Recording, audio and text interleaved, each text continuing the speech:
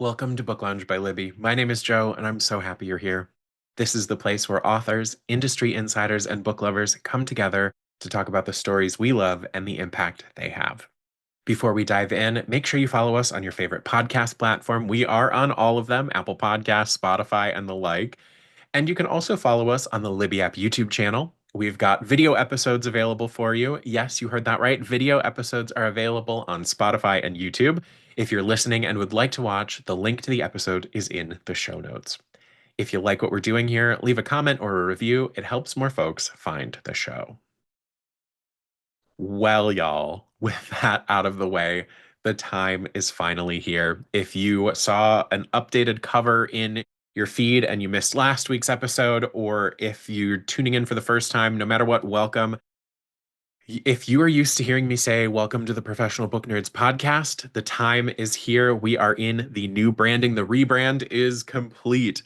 Welcome to Book Lounge by Libby. What exactly is Book Lounge and what is it going to look like? I'll give you a quick rundown here, but I put a teaser episode out last week to show you all the branding, talk about all of this in depth. So I won't spend too much time here on it. But if you'd like to check out that episode, it's also linked in the show notes. But welcome to the new show. First and foremost, thank you to the Professional Book Nerds name and legacy for getting us to where we are today, for the years of service. I am so grateful for being a part of that. And I am so excited to be a part of the new Book Lounge by Libby. And not only do we have the exciting part of Libby in the title, we are a cozy spot. Lounge. That is the key word here. Book lounge. So whether you are deciding to challenge yourself to read one or two books this year, or you are a person who reads 100+ books a year, everyone is welcome here, and we will find you the books you want to read and the conversations you'd like to hear. So, what does this look like? Like I said, we're keeping it quick right now, but we will be hosting 2 seasons per year of Book Lounge by Libby. When the season is airing, I'll post weekly episodes on a theme. Season 1 starts today, and it will run into August. Season 2 will start in late September. Like I said, you can expect at least 10 episodes per season. There might be bonus content during a season, there might be any number of things, but you can expect at least 10 episodes per season and 2 seasons per year. When a season isn't airing, so that time in early September or the time before, kind of like you saw with the start of this year with the Professional Book Nerds podcast, you can still expect 1 to 3 episodes per month from me here in the Book Lounge. This could be monthly book picks, bonus interviews. I've got so many ideas I'm percolating with for the off-season content. But so don't worry, you're not just going to get 20 episodes a year from me. You are going to get 20 episodes plus a whole lot more in the off time. So today, come into the Book Lounge and check out this new format. First up, we will move into segment 1, where I'll host a panel conversation with folks all about audiobooks. Then in segment 2, our guest hosts from the online book space will share audiobook recommendations to pump up your TBR. So let's get into it. I want to celebrate Audiobook Month with a bang, so segment 1 is packed full. I have 2 separate interviews combined together here. First up, we've got an amazing team from our friends over at Sourcebooks. Joining me first are author Carter Wilson and narrators Allyson Ryan and Patrick Zeller.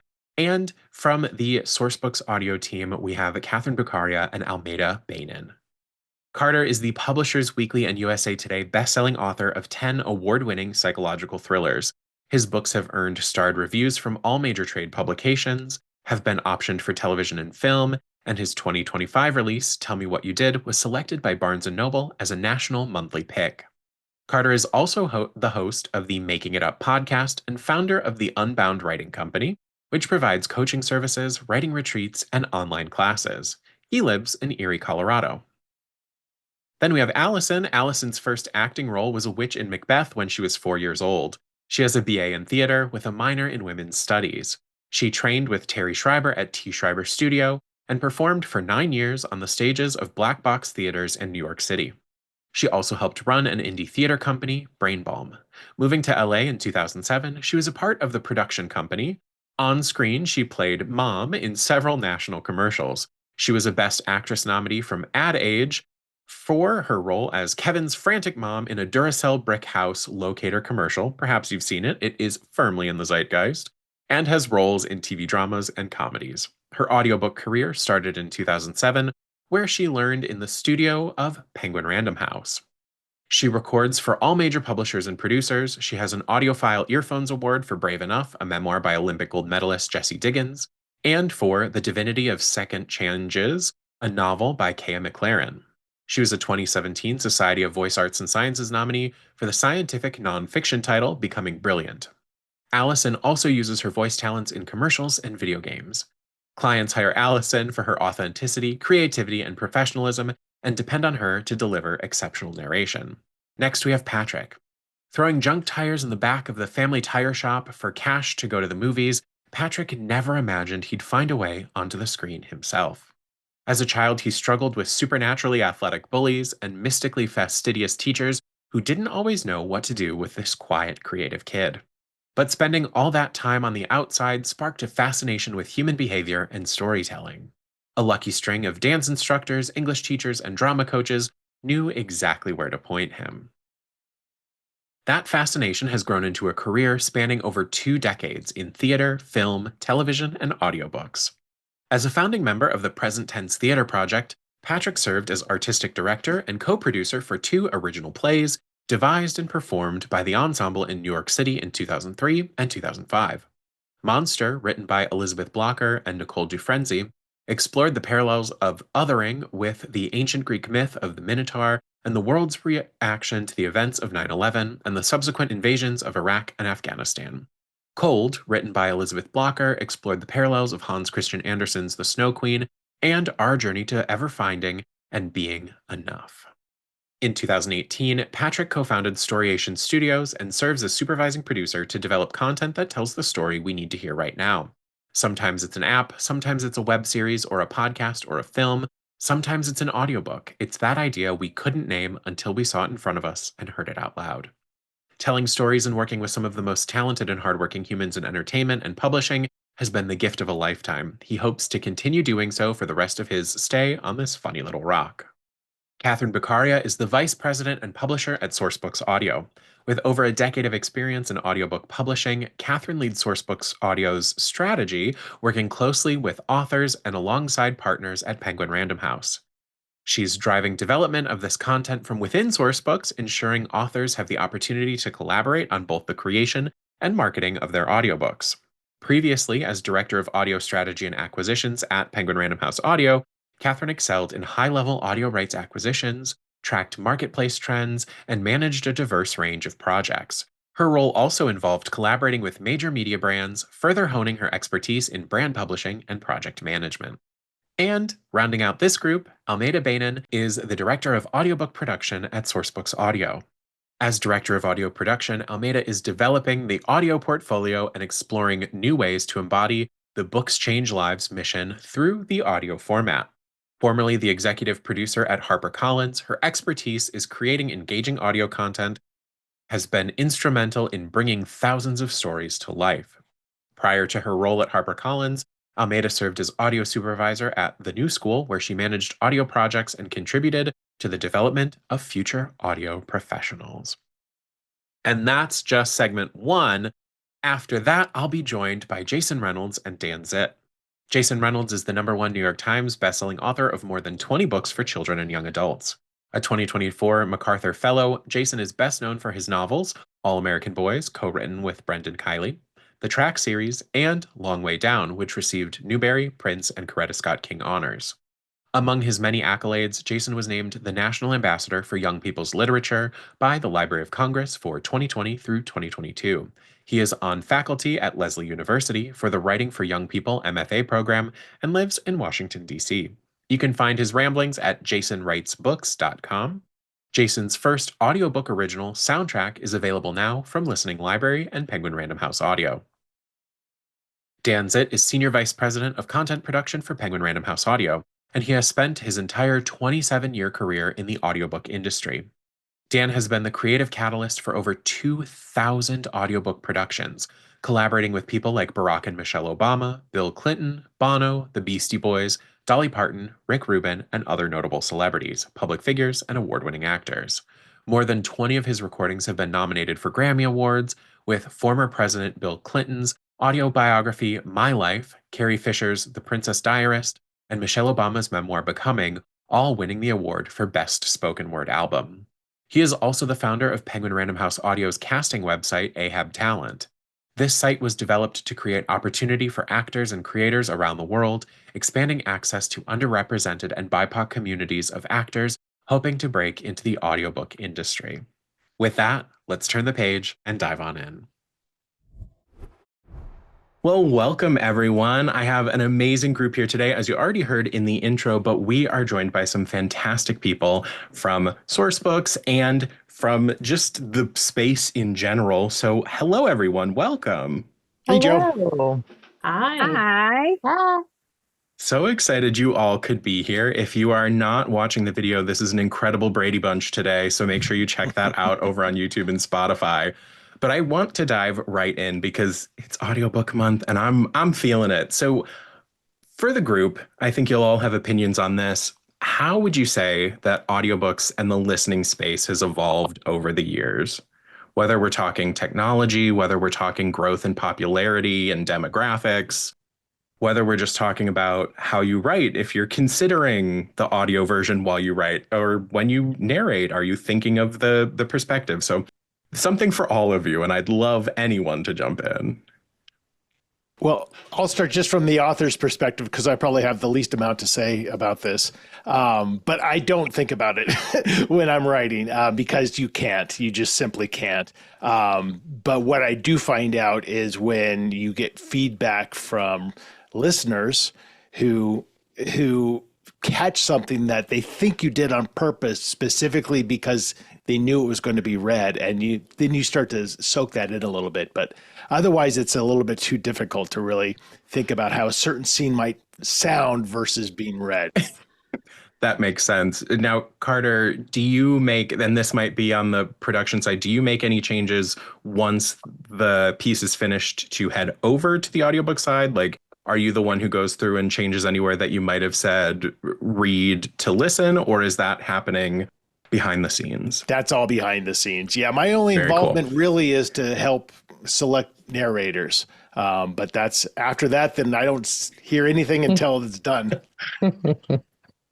So from the publisher perspective, I would say it's been amazing to see the growth over the past couple of years. The audio business, it was a well-oiled machine. It was there. Like, we go back to LPs, to cassettes, to CDs, and now digital. I think the power of just having it with you all the time, and as people's lives are getting busier and busier, it just helps them consume great content and great stories no matter where they are. And the number of people that we talk to where, readers are readers, whether you're reading with your eyes, reading with your ears. So there's so many people that toggle between the formats. And so It's been so fun for me, I think, the expansion of the list, and now really the expectation that every book should have an audio edition, and that it should be coming out the same day as the print and the ebook, so that you're meeting people where they are. These amazing stories are kind of available everywhere. But I love working in audio because it takes on, another creative life with bringing in so many amazing people to read it and the effects that you can do. So that, I feel like, for me, has been the biggest change, the expectation that there will always be an audio, and the really investment from listeners in the quality of it.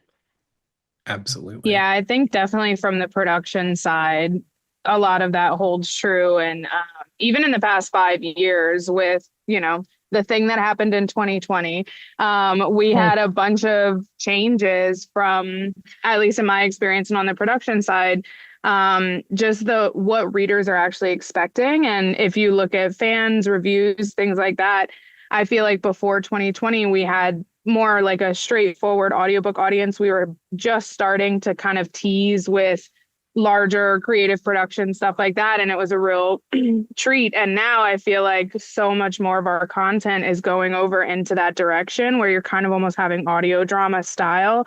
especially because of these beautiful books that we're getting come across our table from the authors. They're giving us the format that's just so like delicious to play with. And then we have fantastic narrators. Oh, definitely. And it's very primed and ready to go. Everyone I think the key word you said was expects. There is the expectation of an audiobook now. It's very rare to see a book publish without an audio version or without an audio version forthcoming, at least now. Right. Absolutely. Yeah, that's what I was going to say as a narrator, seeing the deadlines for books now. It used to be so open-ended, like, okay, you have a few months, and now it's like we have to, correlate the print and the audio coming out at the same time. So, those are harder deadlines to reach. So, Yeah. So, Patrick and Allyson, what would you both say as far as how your work has changed? Like you were just saying, Allyson, over the last handful of years, aside from deadlines, would you say there are more jobs available? What kind of things are you facing as you look to book? yeah, I would say when I first started, I was doing, I mean, I started many, many years ago, but I was doing maybe a book or two a year. And now, I maybe do like 60 books a year. And Oh, it's wow. just grown exponentially. And then with that being said, moving from outside studios to a home studio right here, and Love it. living basically here in the home studio and then having your schedule really work around your home schedule at the same time. So, and trying to maintain that, 60 book a year schedule. So yeah, it's really grown. Every year it feels like it gets more and more intense in terms of that and trying to make it all work. Yeah, for Sounds like sure. it. Also, as I understand it, there was a huge explosion technologically when the digital audio workstations all came out, and all of a sudden everyone could record from their laptop. And so, of course, the audiobook industry was able to take advantage of that, and just everything changed overnight. I came in, so that was 2012, right? And I came in like 2017, and I was coming from just straight acting background, and I had whatever my idea of reading audiobooks was in my head, which wasn't what people were doing anymore. It was much more of an actor read in the moment, having the experience, telling the story, than like, this is what's happening, and we're all going to follow along. So that was an adjustment. And then I just kept getting more and more jobs and getting more and more comfortable and familiar, and it all started to feel real cozy. And now I just tell people, look, if you're going to look at my stuff, look at like the last 3 years. Don't go back too far, right. because it's very different. It's very different. Yeah. That's really interesting to consider, though, that you have brought maybe more of your acting into it now than in the early days.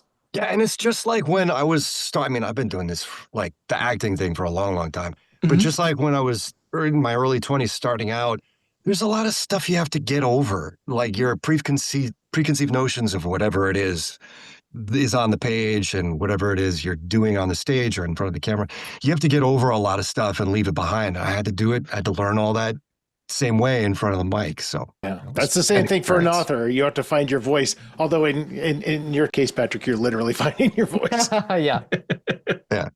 That is such a good point. Everyone in this room has to find a voice in their own way. Catherine and Almeida, Sourcebooks Audio is, could you tell the listeners a bit about it? Because to me, this is a fun and exciting new chapter in the Sourcebooks publishing space and journey. Yeah, sure. So about 6 months ago, Almeida and I joined Sourcebooks to launch an in-house imprint dedicated to audio for the first time. Now, the Sourcebooks titles were making their way into the audio space through a number of different channels before, but seeing the, growth in the space, but also, Sourcebooks is just an incredible place where authors are just front and center of everything. And so being able to kind of have that same dedication and focus that Sourcebooks has in every part of their process and bringing that to audio, that was sort of where we were tapped to come in and just, we eat, breathe, live Sourcebooks authors and their titles just all day, every day. So it's been a really amazing experience to start to build this program and, use our wealth of experience, but then also be able to build an audiobook program that's, in this modern digital age. It's been quite the adventure so far. Yeah, it's been fun because we don't actually have to look at the space and say, oh, what's changed about audiobooks to this date? Let's go back through all of our systems and best practices and change that. It's like, I try my best to even ask narrators, or if we're working with outside studios, and say like, hey, what kind of beefs you about these other like processes, and how can we change it and kind of work better? It's been a real treat to have that flexibility in this space.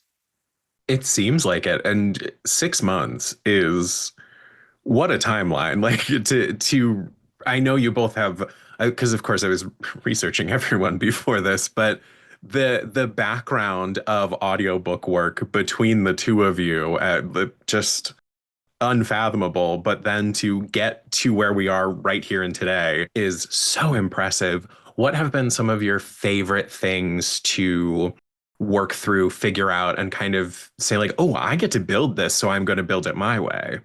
Great question. I mean, I think what's amazing is that like we have so much support just to experiment right now and to kind of say, we want to meet readers and listeners where they are. And so really being able to advocate that, every book is different and being able to treat it differently. So while we're building out a process, we're still able to like maintain that like individual creativity. So, titles where we need two amazing narrators because that's just the way that like the story will be best represented. We're toying around with a lot of duet style narration because we have a really extensive romance list.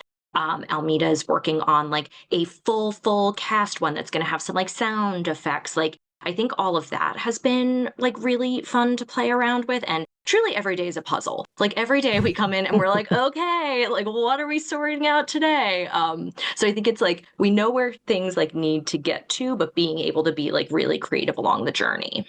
That's Yeah. exciting though. And like the fact that you're all playing in all spaces.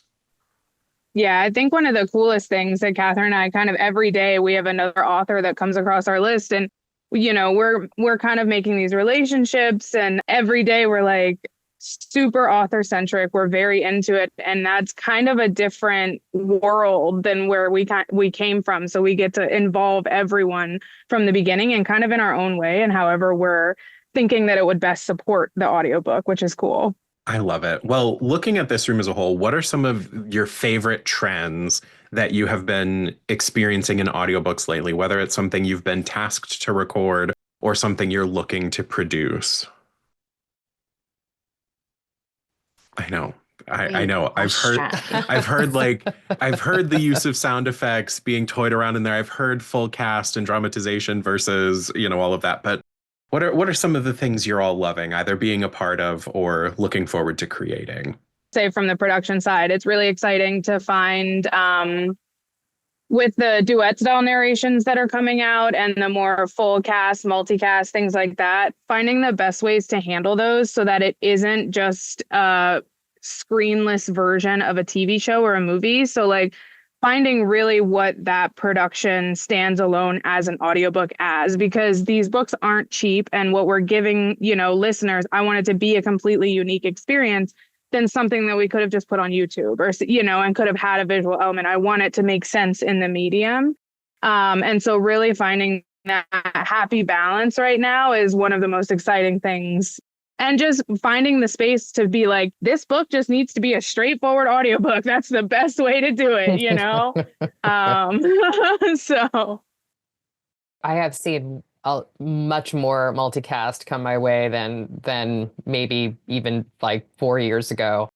And what's fun about it is the collaboration between all of the actors, because we get to hear each other and do little samples of each of our characters and then like mimic each other and use like their qualities of their voices to bring it to life in your chapters. So that is definitely something that is brand new. And I will say, coincidentally, with Carter's book, Tell Me What You Did, I have recently done a few books with transcripts in them. So you are recording your lines and knowing that someone else is, like a duet style situation without that other person, that other actor recording. So that's been a little nerve-wracking. Like, how are they recording that line? How am I responding? Is it going to work out? And then if every time I listen to it, it works. It totally works. So The mystery. that's been, somehow it all comes I together. mean, truly, even since I was a kid, thinking of how they do voiceover for cartoons, I'm like, how is it that they're not all in one big room together? Right. So even just still knowing how it works now and not being able to fathom, like, right, someone produced this to make it sound like you two were talking together. The first time I had to do a duet, I didn't even believe him. I was like, really? You want me to do this by myself? And it's just going to match up magically. And they giggled and said, yeah, it's going to be fine. And it was fine. But I will say, in terms of things that are new, the last month or 2 months ago, I did my first like hybrid book where it's part of a series, and there was like 2 actors, narrators for each book. And the producer went through and chose specific chapters where we would record live together with the other narrator, and then some that there wasn't as much back and forth, so you could kind of do that on your own and get the wild stuff. And that was fun. That was a lot of fun. No director. We're still directing ourselves, just like we're doing it alone in the booth, but with a partner. And it's fun. I don't know. It's even the romance, when it gets a little intimate, it's still fun. You're like kids just having a ball. It's cool. That is a good time. Mm-hmm. Catherine, I wanted to make sure before we move on, was there anything you wanted to add? I mean, I think just it's kind of fun being able to tap into so many different types of like media and trends. Like I'm a big like fantasy like person, so like getting to play around with a little bit more of that. So that's like one piece of it. But I feel as, contemporary fiction continues to evolve, and really being able to having this like wealth of resources when it comes to amazing authors and amazing like actors and talent, and like finding that perfect marriage of like, we have so many voices that can kind of bring this story to life. Like that's a big piece of it too. And like really authentic casting and own voices and all of that stuff. I feel like, again, that's just like the way that the industry is really moving. And so it's awesome to be a part of that and to facilitate it. That makes so much sense. And you have such a wonderful catalog to get to play around in, so you can pull from a lot of things to experiment. Now, Carter, I don't want to have you feel left out here. Could you please tell us about your 2025 release and how you got these 2 wonderful folks to voice with you, and some of what your process was like? Yeah, sure. Thanks, Joe. It's So Tell Me What You Did essentially tells the story of 30-year-old Poe Webb, who is a true crime podcaster, and her podcast essentially brings on anonymous guests who confess crimes to her. And if she believes them, then they have a conversation about the criminal mind. And it culminates with a guest coming on, and his confession is that he murdered Poe's mother. And so this brings out this whole cat and mouse story about, is this the person who actually killed her mother? And if so, what does that reveal about Poe and what decisions she's made earlier in her life? Again, when I was writing the book, I don't think, Allyson made a good point about the transcripts. I write these podcast transcripts. And if I had thought about, I guess I knew it was going to be an audiobook, but I didn't think about it. But if I thought about, like, oh, this is going to be a real pain for somebody, that might have really gotten in the way of how I was kind of crafting the story. When Sourcebooks said, hey, we're actually launching our own in-house audio, that was exciting to me on a number of different levels, one of which is I think mine was either the first or one of the first books to be launched. So that was great. I love that kind of a thing. But secondly, for an author, you don't know if your subsidiary rights are going to sell. So there's no guarantee if they're shopping your audiobook rights out that someone's going to pick them up. And so it was just knowing Sourcebooks and having been with them for 6 books and more to come, I just knew, okay, this is going to be handled really well. This is going to be a professional creative endeavor that people are going to really sink their teeth into. So I didn't work with the actors, but when I got a chance to listen, and then I actually interviewed Patrick and Allyson on my podcast. Yeah, it's just please plug your podcast. Tell people where to go. It's just called Making It Up. It's conversations with writers and people in the industry. But it was just so great to see it come alive, and it does. I'm a big fan of interactive media. So my books might have QR codes, they might have images, they might have dummy websites, phone numbers that you can call. So when just even listening to this conversation, I'm thinking like, oh my God, how cool would to introduce all these new elements into audiobooks that would really make the story so much more immersive. So it's an exciting time.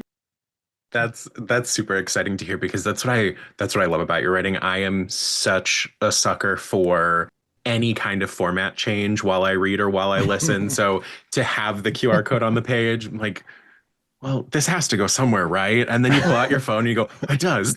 But those kind of elements, what inspired you in your writing to include the kind of interactivity that you include? I mean, it just amuses me more than anything else. You know, you'll be writing a scene, and if you mention kind of so-and-so goes to a website, there's almost this disappointment, like this is going to be really disappointing if this isn't a real website.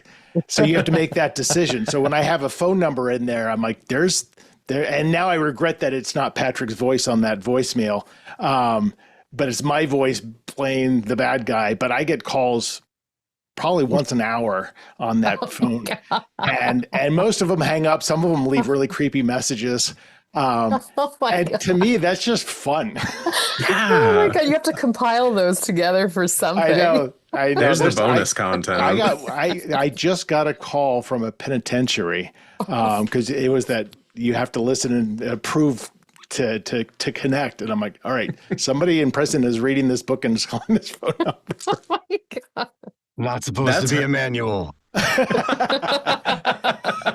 Exactly. Thank you, Patrick. But see, that breeds so much creativity, and that makes it exciting to be like, okay, well, what are you going to do next, and what can you do next? And looking at the team here that's nodding and smiling and thumbs upping everything, you seem like, well, it sounds like you're going to have a lot of freedom to try to create something fun and exciting with the next book. Yeah, and if you look at everyone's face here, like you just see the excitement over the creative and curiosity process, and that's what that's what makes this all work, is this passion people have for imagining, regardless of where you are in this industry. And you can just tell, like, people are so committed to doing something interesting and something that fuels them. That's what makes it all work. Oh, 1,000%. Now, what I want to know is, when you listen back to the audio, when you hear your book now read to you, does it change how you envisioned your characters? Have Patrick and Allyson done something to who you originally created that then makes you go, oh, I hear this different, I see this differently, something has changed?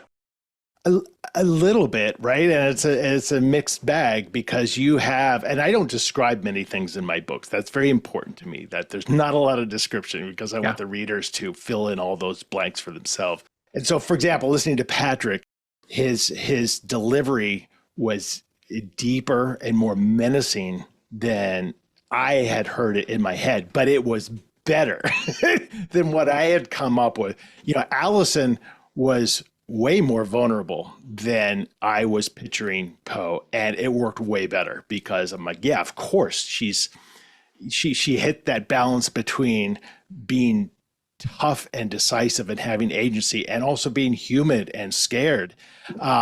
And so, yeah, you know, it's just a treasure for me. It doesn't really change how I would go forward with things, but it's just a delight.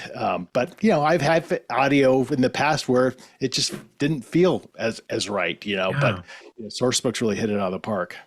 I've worked with authors who, especially when I was starting out, who it was maybe their first audiobook they'd ever done, and they have a very specific something in their head, whatever it is. And it's always a challenge, because you have to sort of take them by the hand and explain that, yes, this is all true, and I'm so glad you know exactly what it is, but you are leaving the realm of the novelist and you are entering the realm of the playwright. And now this is a collaboration, and hopefully we uncover things together you didn't even know existed, just like he's saying, if we're lucky. And to be fair, I think that's why most publishers don't, or, audiobook divisions don't bring the author in to be a collaborator, because they don't, that would be like bringing them in to do the work on the movie set. It's like, no, this is a different medium, and we know what we're doing. Right. You'll get the samples of folks to listen to sometimes, or they're like, oh, I like option 1 and 4 and whatever it might be. But it's a dangerous game. I've also heard people say, like, sometimes authors want to narrate their own audiobooks, and then that's a whole different host of things. That's a mistake. Being a different now there's some different nods happening on the Zoom. Yeah. It's tricky territory. Some people are great. Some people are some great. people are very good. You never know. You never know. Every book is different. Yes. I think, and that's truly what it comes down to. Like, diplomacy or not, every book is different and every vision is different to get us to where we want to go. But speaking of where we want to go, how did both of you come together to make your performances what they became? What were some of the technical challenges? What are some of the things that no one else is going to think of in our everyday life when we sit down? I am thinking of like, uh-oh, did I eat? Is my stomach rumble going to pick up? But that's also because I wear headphones for a living sometimes. So what are some of those challenges that you faced, and what kind of work goes into creating your performances? This is an interesting dive into the character because of those QR codes. So I had this moment where I got to see like another actor play this character and get this idea, and then I sort of, that never happens. You never get that visual or that recreation of that scene. So in a way, it was kind of like cheating and watching a movie of of the play you're about to audition for or something. It was, so that was interesting. And it did not get in my way as I was worried it might. It actually helped me inform like a bit of that vulnerability. And then I had Patrick send me a sample of his Ian, and I listened to it over and over and over and over. And then I would listen to it when I went into the booth the next day. I would listen before every single session, and then I would listen to it on my lunch break. And it was just, all it did was kind of creep me out enough that it just got me into that scared place. So that was great. Just having that, having those two things was really, really helpful. And then I always just trust my instincts when I'm reading the book and the hits that I get. And then, sometimes I'll listen back to what I do and I'll say, do I believe myself? Do I believe me? I don't believe me. I'll go back and I'll re-record it. Luckily, that doesn't happen too much because that would be a nightmare. But yeah, that's really where I try to live most of the time. It's just instinctually. Definitely. Patrick, what about you? I had a really weird time recording this because at the time I was actually working away from my home studio here. I was doing a play in Florida. I was doing Lost in Yonkers, which is this like really sweet Neil Simon comedy. So I'm rehearsing that during a lot of the day. We're performing at night, and in a very different headspace. I was like this sweet dad and chatting with my boys. And then I would come home, or I'd wake up and start recording this in like the walk-in closet of the housing that the company had or whatever. So I had to, I don't know, it was a great way to get to have an off-ramp, something else that I got to do instead of just the play with the other people. So that was pretty cool. That's exciting. I think it's so odd to think of having to flip your brain back and forth, whether you're listening to someone 100 times to kind of get you in the zone, or going like, oh, now I have to be dad. And, oh, no, now I have to be a potential killer. What do both of you do? And Carter, I will ask you this as well. What do you do to wind down? Do you ever creep yourself out? And how do you get back to center? What kind of centering do you all do? I'm still just delighted that Allyson is, I can just picture her listening to Patrick's creepy voice over and over and over again. And as an author, that is just like the most entertaining thing I've ever heard. So Allyson, I don't know if you had to like get out of that headspace.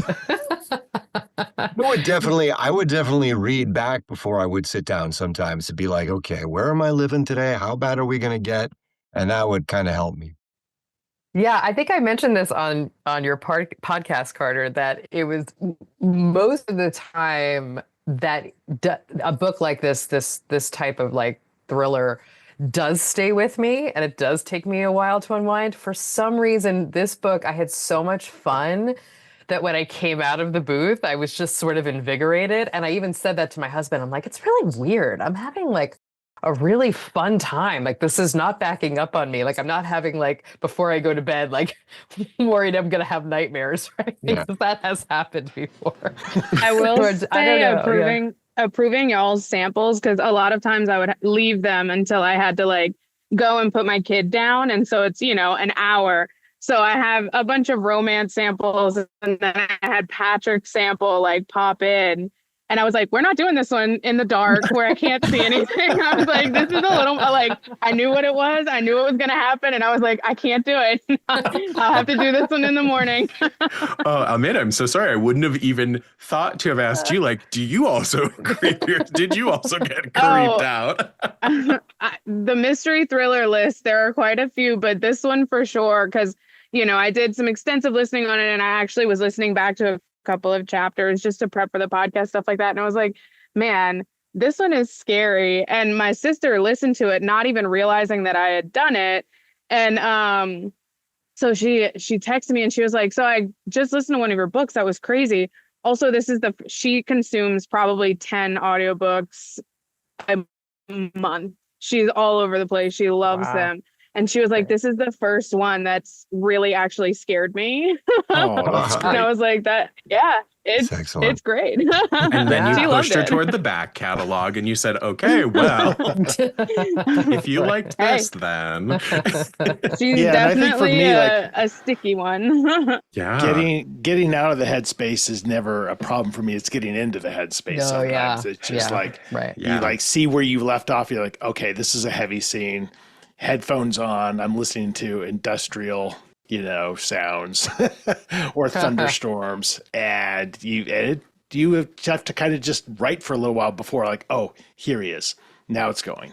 And then it becomes almost percussive. You could feel the beat, you could feel the rhythm, and then you get out of it and you're like, okay. And once you start to feel that go away, you're like, I'm not writing anymore right now because it's not holding together if I did. So it does become very much mood writing at times. Yeah, I like that. Like knowing that, like, okay, it's not holding together anymore, and I'm gonna go away before I come back. It's not all that different than like, do I believe me? And then it's the same deciding whether or not I gotta go back and read. I read a lot of bad people. I do a lot of That's what you're known for. bad humans. And it's a lot of fun, to be these folks who just don't have any sort of moral code or compass or anything like that. But I would say the ones that I get messed up by are the dark romance stuff. And I enjoy all of it. I enjoy doing because I get to play, right? But there are a lot of dark romance where I have to go take a shower afterward because it is so much. Yeah. But that's how I get out of the headspace. It's just time to start over. New day. All done. Fresh and clean start. Yep. Gotta switch gears. Yep. There are so many times where I just call Catherine after I've been like reading manuscripts all day for casting. And I'll just call Catherine. I'm like, tell me a happy story. There were too many dark romances today. I was going to say, the moment Patrick brought up dark romances, I said, well, I was thinking like, well, good luck. You guys are in for it now. It is the time. It's the thing. The thing is, the like hardcore fans of the dark romance, that's just where they live. Like they love it. I'm glad to, be part of it for them. But that is where they live. And it's a comfortable place for them. Crazy.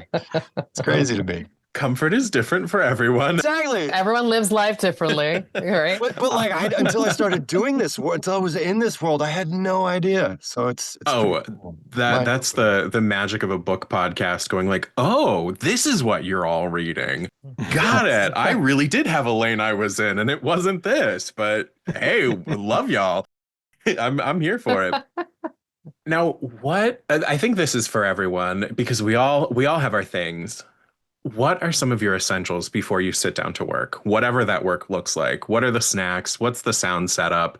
I have to ask Catherine and Almeida because I'm so used to hearing some of the author and narrator answers to that I'm like, what are those of us who are behind the scenes doing too? So everyone, think of your snacks, think of your beverage pairing, think of your soundscapes, and whoever wants to start. I would love to know. I mean, I sit squarely in like the beverage goblin like space of the world where we have like a drink for hydration, one for caffeine, one for fun. So there's always a lot of like beverages happening. I think that also too, just like we were talking about, like being in a space for as long as you can and then taking a break. So like whether it's going to take a walk, if you're in the office, just like going to find somebody. Like I find that not trying to like push through too much actually helps. And I come back with like a better perspective on everything. So I think that's what's so fun about our list and the audio space is that like we get to work across everything. So we do have like a little bit of the luxury of like, all right, is it like a dark and stormy day outside? Like, am I ready for something a little bit creepy? Like, you know, did I just wake up on the wrong side of the bed? And do I need something like cute and cozy and potentially like, you know, a picture book or something? So I would say that like the weather or kind of the state of the world will sometimes dictate like what I feel like I can jump into that day. And luckily there's always another book and there's always that flexibility. So I'm lucky that the list keeps growing and keeps me kind of diverted in that way. That's funny. Anyone else? Any like must-haves, Carter, when you're writing? Is there anything you have to have? My secret is that I only write an hour a day. And I do it 7 days a week. And so it is the most important part of my day. And it's so full of intention and it has to be consistent. So because of that, don't think about anything else. What I typically do is I typically go to a coffee shop, headphones, cup of coffee, but it could be anywhere. It just has to be so intentional. And that's my moment to create. I mean, if I'm editing, it might go longer than that. But if that hour is my highest productivity time, that's when my creative juices are flowing. That's when I can maintain it. So nothing else kind of matters. As long as I'm not being distracted, I'm not checking my phone. This is what you're here on this planet to do. Give it your full focus for this hour. That's so impressive. That is like impressive. just like, oh, well, it's 1 hour and this is full focus, full space. Whew. Yeah. I don't know how you manage it. Well, it's only an hour. That's the beauty of it all. Like I'd need 6 hours to get ready for that 1 hour. Yeah, well, sometimes that happens too. As long as that 1 hour. Do you find yourself like, does your body have almost like an internal clock of like when you're like coming up on like minute 55 of like, or is it something where the time passes and you don't realize it? Like it's just so interesting. Yeah, and it's just like kind of what I mentioned earlier. You get a sense of like, oh, I'm forcing things now. My favorite thing to do is I'm writing something, I'm in the thick of it, and I'm adrenaline going, and I just stop.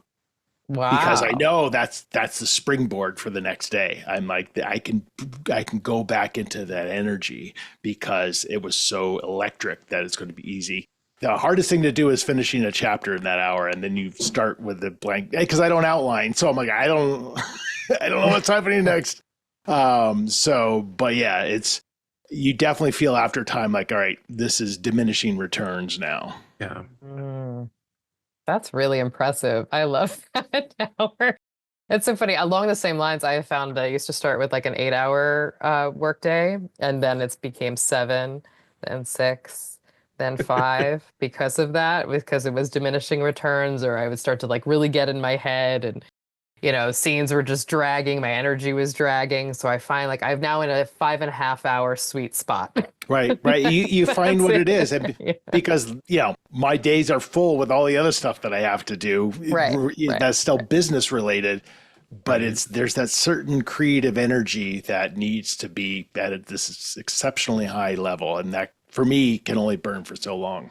I love that idea of just like going. Nope, it's over. Done. Pick up tomorrow. Yep. And using that kind of like anticipation to The help momentum. Yeah. really launch you in there rather than have to start from that heavy lift every day. That's fantastic. Yeah. That is fantastic. Right. So it's always just, well, the hour's done. I'm stopping mid paragraph. I'm stopping mid whatever, because that's where I'm picking up tomorrow. Because I think that's what was losing me, where I'd be like, well, I worked for an hour and a half on writing today because I had to finish the sentence, or like that. That's what my brain went to when you said that. And that makes so much more sense of just like train screech to a halt. We're done. It's like a therapy session. Our time is up. Right. Right. Well, we only have a few minutes left. So before we go, let's look at scheduling for next week. Yeah. Right. Exactly. That's exactly how it goes. Well, we are, speaking of winding down on our time, we are getting to the end of our time together. But before I let you all go, I'd love to give everyone a space to promote what they've got coming up, talk about any projects they'd like to mention, any other like things we should be excited for from Sourcebooks, all around the room, anything, anywhere. Carter, why don't you start us off? Now I'll start pointing at people. Yeah, great. Thank you. I appreciate that. Yeah, I'm happy to say I've got a couple more books that will be coming out with Sourcebooks. Probably not until later next year, because that's just how the timetables work. But it'll be creepy and propulsive, and hopefully all the things you've come to like from me, if you like me as an author. So yeah, and you can find out anything you want about me at carterwilson.com. Perfect. Anywhere else they should be following you or finding things, or carterwilson.com, where we want them to go? Yep, that'll do it. Perfect. Patrick, I'll come to you next. So I've got a busy couple of months coming up. I'm booked all summer with the audio. I'm doing a play at the end of the summer in Westchester, Connecticut. I'm doing Dangerous Liaisons. So that's Ooh, fun. my favorite. At this little theater called the Schoolhouse Theater. So if any of your listeners are around in Croton Falls, that's in September. And then I'm doing a little indie movie about a couple of really sweet drug addicts trying to make it all work, like you do in New York. And then one book I would love to plug that I think I recorded in February with Tantor, called The Price of Everything, and the author is John McGoran. And I love science fiction, and this is one of my favorite versions of science fiction, where it's like near future science fiction. And he was talking about stuff as it was unfolding in the news and just creeping me out in the worst way. So that's that. And I think those are the important ones. Do you have a website? Where would you like people to go to find more? I mean, yeah, but that's more of a calling card, my website, patrickzeller.com. But my handle, Patrick Zeller AF, is where a lot of my audiobook stuff is. And then all my other stuff is, yes, that Patrick Zeller. I love it. Allyson, how about you? Let's see. I also have a busy summer coming up, but I just did a great book for Penguin Random House called Animal Instinct. It's by Amy Shern, which is a really great novel about a woman who gets divorced during the pandemic in the middle of New York City and decides to find her like sexual reawakening after being married for 20 years. And it's delightful and funny and sad, and against the backdrop of the pandemic, it's obviously very sad, but there's also a lot of hope and joy in there as well. So I loved recording that one. Yeah, that's really great. And then I also have a romance coming out called How Freaking Romantic by Emily Harding for Simon & Schuster. That's coming out, I think, the beginning of June. So and you can find me. Title. Yeah, isn't that a great title? I love it. I love it. I'm at Allyson Ryan VO on Instagram, and then I have a website, which is AllysonRyan.com. Perfect. Love it. Catherine Almeida, anything you'd like to mention, talk about with your last few moments? That sounded so that With your sounded so last few dire. moments. Last few moments of this podcast, we are Yes. luckily, around for a very long future. I feel like it's so hard. It's like, picking your favorite child. Like our list is Yeah. so amazing this year, but I would say that like all of the news that's coming up about our books, and it's great. Like the timelines that we're working on, we're constantly adding stuff. So we're at sourcebooks.audio on Instagram, and you can sign up for our newsletter and all of that stuff. But I will leave it there with a teaser of lots of amazing things to come for the rest of the year. I will add one thing on our website. You can hit it through our Instagram bio. We do have a narrator inquiry form if anyone is interested in getting on our roster. Oh, I love it. See, perfect. You didn't have to kill your darlings. You didn't have to pick any favorites, and you put everyone in the right spot for it. Well, thank you all so much for being here today. Joe, it was great. For I having really us. appreciate This was it. fabulous. Yeah, Thanks. this is really fun. Thank you. And now we will transition to the next segment. Well, Jason and Dan, thank you so much for being here. Welcome. Thanks for having us. So you are both in the incredible talent behind the new audio original soundtrack. Jason, before we get too far into just the general audiobook conversation, can you tell everyone about soundtrack at the point that they're hearing this? Hopefully they've already borrowed it or, checked it out from their library. But for those who might not know, Soundtrack is a story of a bunch of kids who, it's sort of an age-old tale. When I really think about it now, it's really sort of an age-old tale of a bunch of kids who find friendship and community and family through playing music in the New York City subway system. Of course, each of these kids has their own story and their own sort of challenges and their own hopes and dreams and hiccups. But it shows how music can sometimes be glue, and how oftentimes the most powerful form of communication that human beings have. absolutely. Now, when you set out on this journey, because soundtrack is a very unique experience, it is beautifully cast. The design behind it is incredible. What was your vision when you were kind of putting this project out there?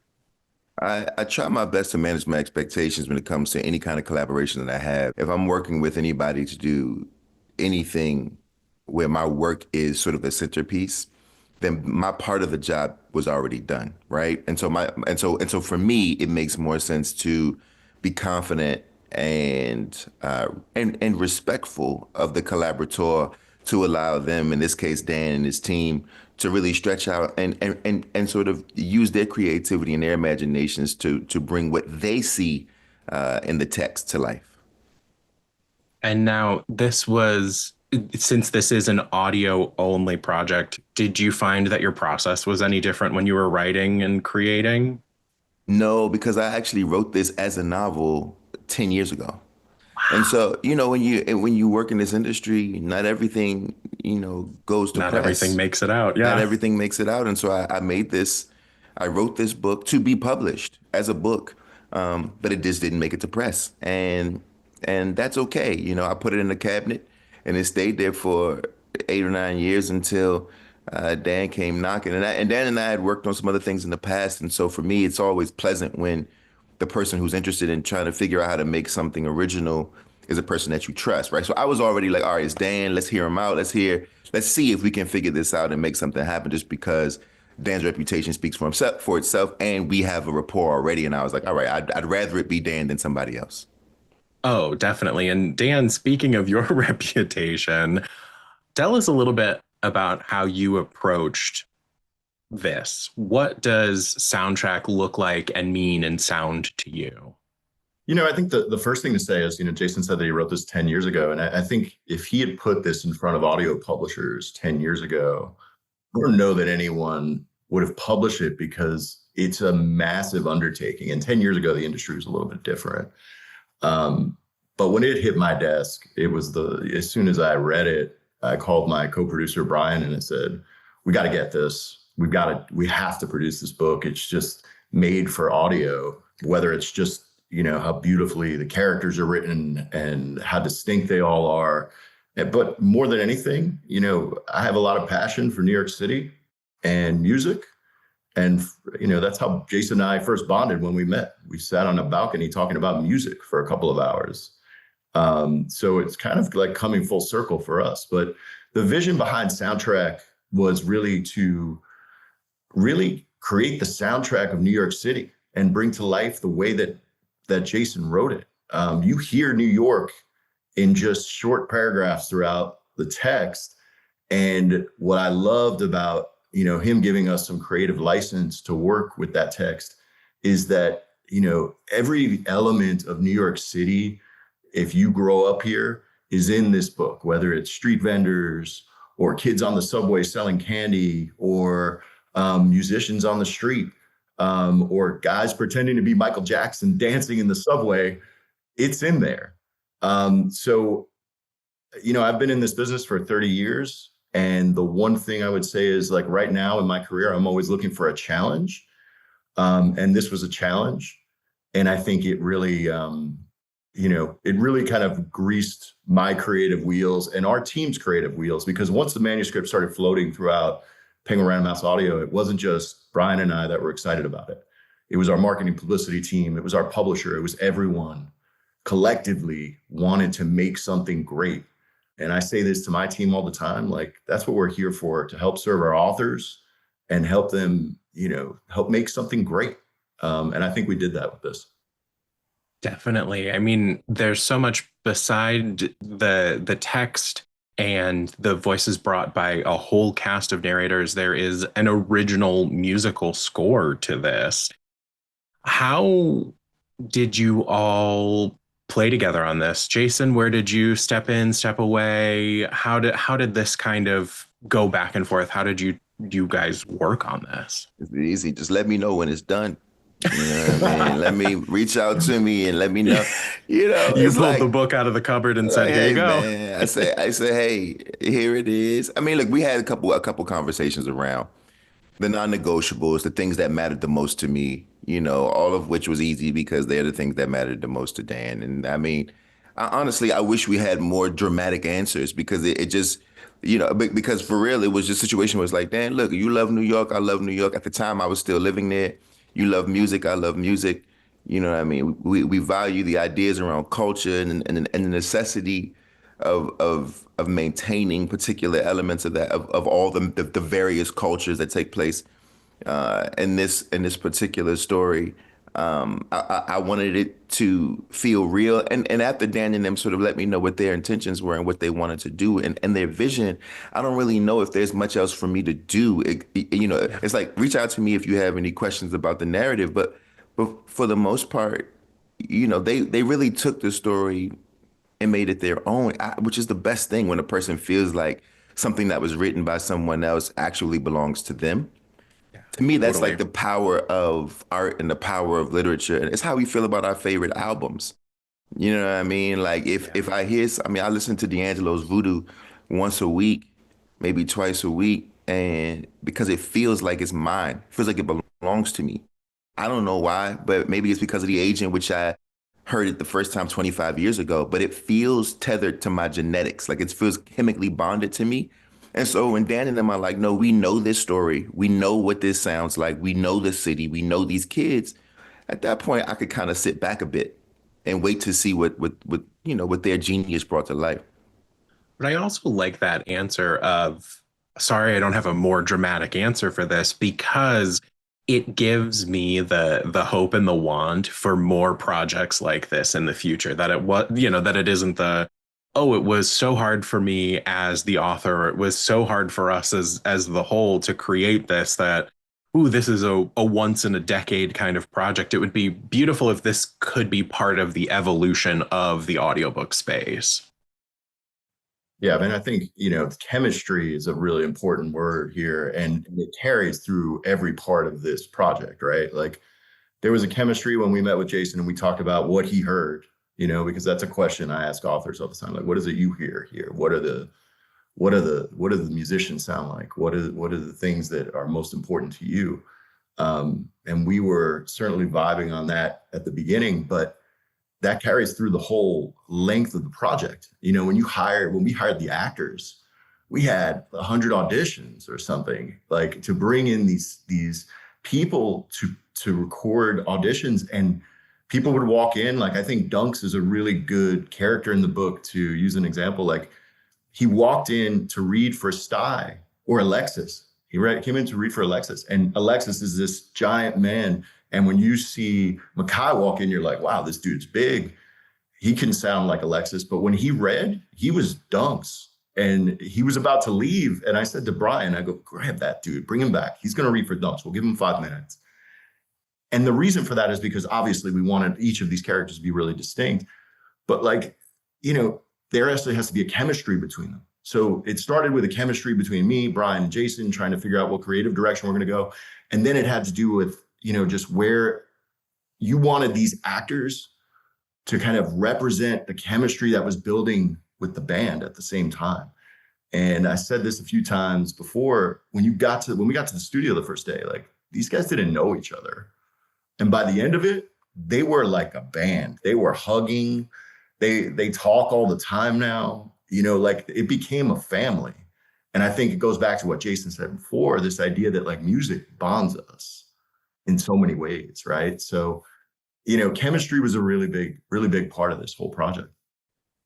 It truly sounds like it. Now you've definitely got me curious. How was this different than recording audiobooks typically? I mean, you're talking about bringing people in for auditions. You're talking about recording in group settings. You know, that seems very different from here's a list of our kind of go-to voices, you know, pick a few, and then they record separately in their booths at home.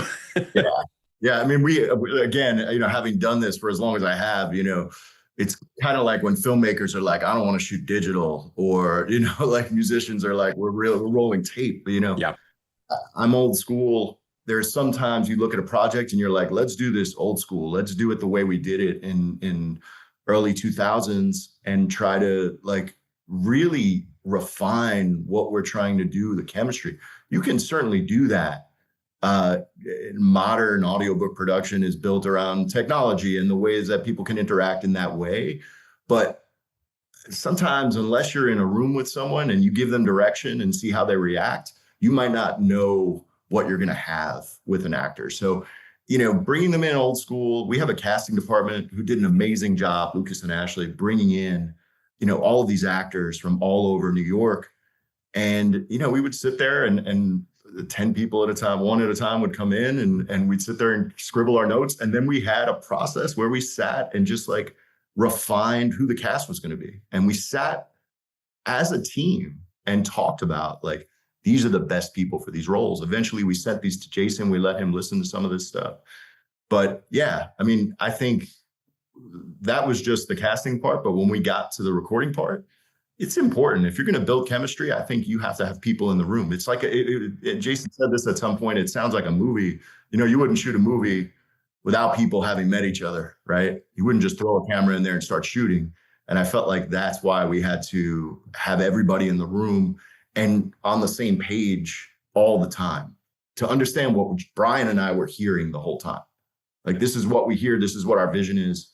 This is what we need you to do to make this work. And they were great. Absolutely. Oh, it sounds incredible. And having gotten to listen to it, it's so cool, the layers and the depth and that chemistry and that effort. I mean, it feels like everyone loved what they were doing and wanted to put their best out there. Like, this feels like a labor of love. But Jason, you have so many brilliant books out there. You are not new to an audiobook version of one of your books or even a graphic novel.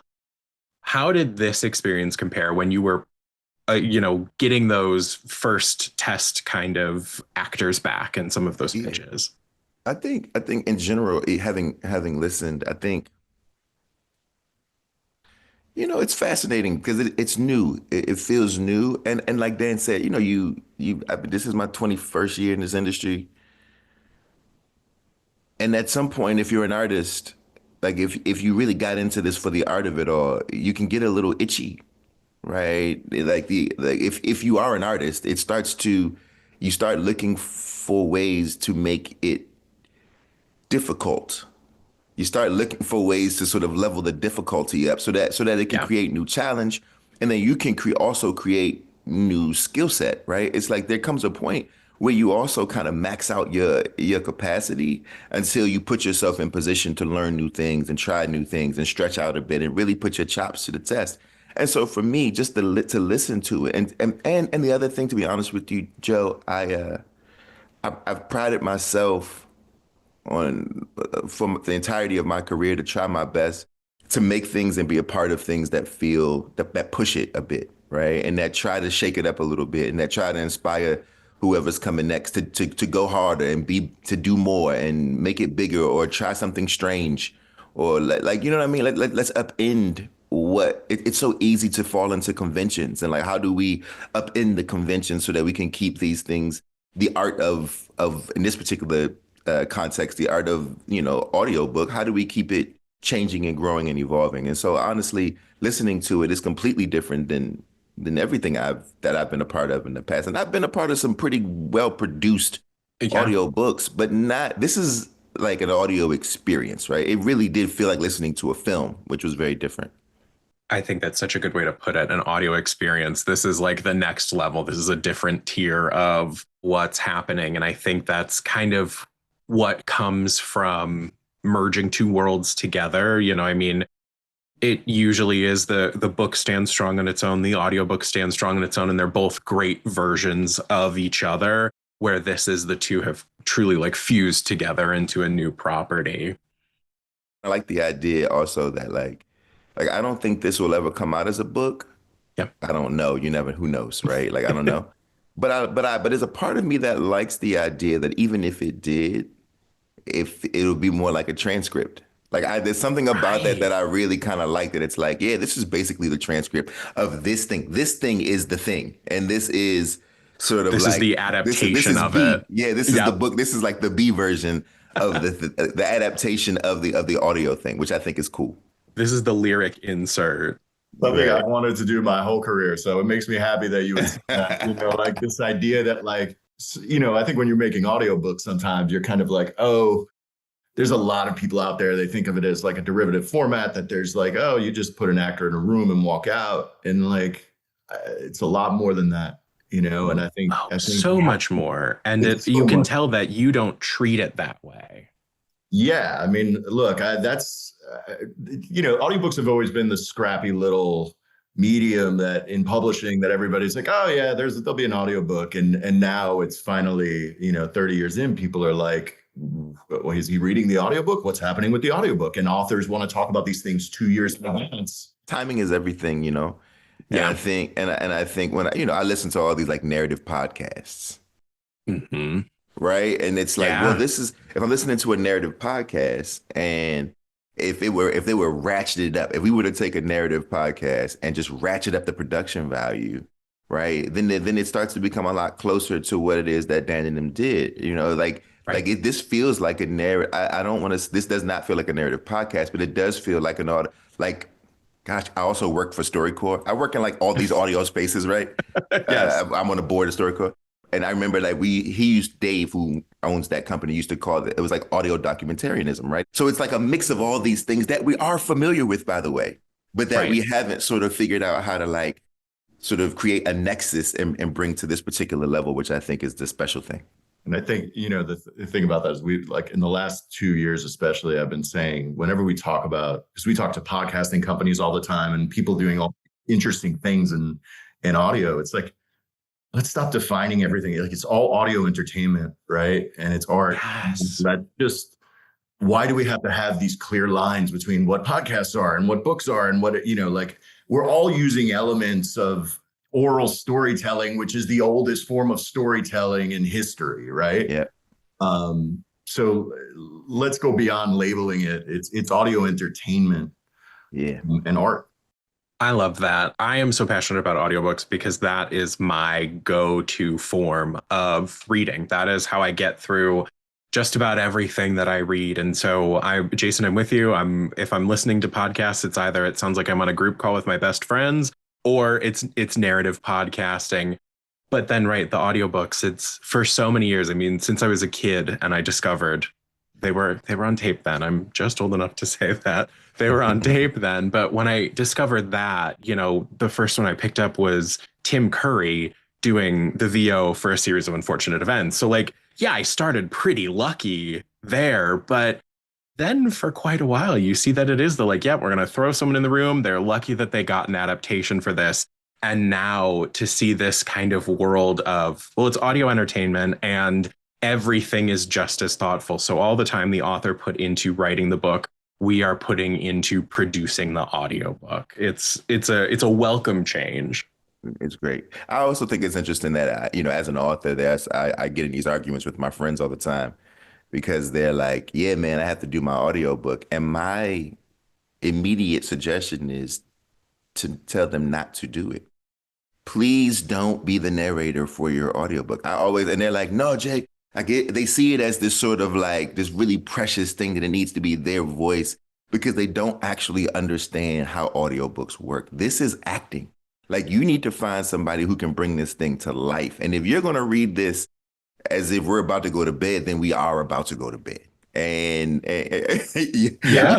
your voice isn't as interesting as you think it is. I promise you. There's so much intention that needs to be behind it. And Dan, I definitely want to hear your opinion on that because I was at the APAC conference in New York in March, and I heard someone say like, "Ooh, the nightmare is always when the author says, I want to narrate my own book."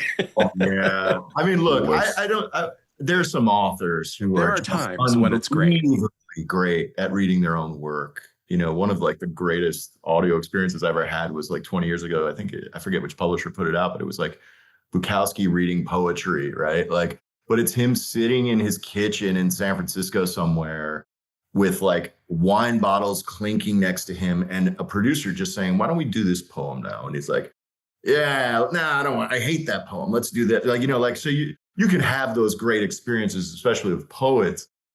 I used to work for a publisher who used to make authors audition to read their work. And although I appreciate the thought, like it creates kind of an adversarial relationship, I kind of like to think that like we are collaborative with our authors. So when authors want to narrate, depending on what the content is, if it's fiction, before they do it or commit to it, I say, look, first of all, you have to understand the commitment here. You have to sit in a tiny box with two people judging you on the other side of the glass for 5 minutes and tell this story the way you hear it in your head. Before you decide to do that, let me do some auditions. And I want you to hear actors reading this work. And then if you still want to do it, we'll go in and we'll do it. And I've had authors say, "Yeah, I still want to do it." And then go in and on the same day say, "Yeah, I'm not built for this." And they're not. It's most authors are not built for it. It's a really challenging work for actors. Actors go on stage, they play one part, they come off. They go into a film, they stand on a street and yell, "There he is," and then go back to their trailer for 4 hours. Like audiobook acting is intense. I mean, I've had to talk celebrities off the ledge, sitting in a room, coming out going, "I can act. This is hard." And it is. So giving them options and making them understand that like the actor is going to have some creative license over this. It's never going to sound exactly the way you wrote it in your head, even though I'm trying to get there as closely as possible. But I've also had authors who say, "Okay, that actor's great." And then they hear the audiobook and go, "I think about my work completely differently now. Like I think about how I hear my own book differently."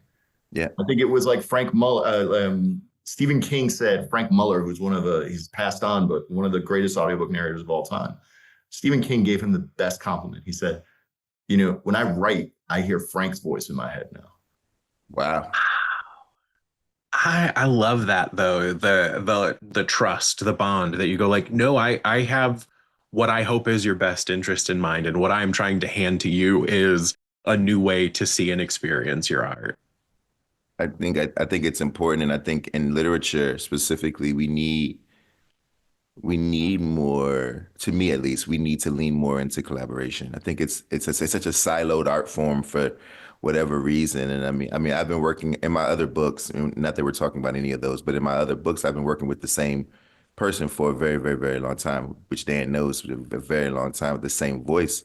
And sometimes people are like, "Well, why do you have him do so many of your books?" And I'm like, "Yo, because I know that one day we get to be, Elton and Bernie, right? One day we get like, why not think about like, are we building a thing, right? Are we building a capsule that might actually matter in Right. 50 years, collaborative capsules? And I think that's important. Dan, right? Why Dan? Because I know Dan and I'm curious and interested in building some sort of legacy with Dan, right? However sparse it may be. One day I'm going to look back and be like, look at the things that me and Dan made over the course of a career. That's an amazing thing to consider. Yeah, and I think, that all stems from the idea that like we want to do, I think Jay-Z, like, don't be good, be great. Like that's something that like we, in this audiobook thing, I go into every day. That's what I'm thinking about. Like, let's do something great and let's build. As Jason said, this is so much more than just like pushing books out for entertainment purposes. Like I say it all the time. I want to leave this business with like a legacy of having produced some of the best audiobooks ever made. And like, the ability to work with someone like Jason on this stuff, who I respect creatively and as a human being, like that's rare that you get to do those things with people that you like. So yeah, we want to build things, and I think that's good, and build community and build, trust with listeners. I think that's a thing. I just really appreciate that this is art for both of you. I mean, I know from a lot of author conversations that is your art, but Dan, I so greatly appreciate that this is your art as well. That this work, this translation, this existence is about art and is about a legacy. It just gives me so much additional excitement for what Penguin Random House Audio does, what it means for the industry as a whole to be looking at just a really thoughtful way of creating, rather than, like you said, just pumping out more and more for the sake of content being out there. Look, you can cut corners making audiobooks. Sure. I think you look at how deep Penguin Random House is in terms of just how we staff. Like, I've got 42 people in just production working on PRH audiobooks, like 20 producers. And that's to serve our authors. That's to make sure that the authors are being listened to, that there's actually a conversation before we make this stuff, and that it's not just pump it out and put it on the shelf. Looking at music, who are some of both of your biggest inspirations, or what is the music? I know, Jason, you've already mentioned Voodoo. What are some of the biggest albums you return back to? Or, I know that's layered, because I know there's a mood for everything, but what are some of your go-tos, either on the creative side or on just the, like, if I need the boost, this is what's going on? Oh man. You see that abstract painting? You see that abstract piece of art behind Dan, man? Uh-huh. You know what I mean? If I took a guess at what it is, it looks like Biggie and the Coogee. And it is. let me tell you something. I could put on oh gosh, so much. Kick in the Door.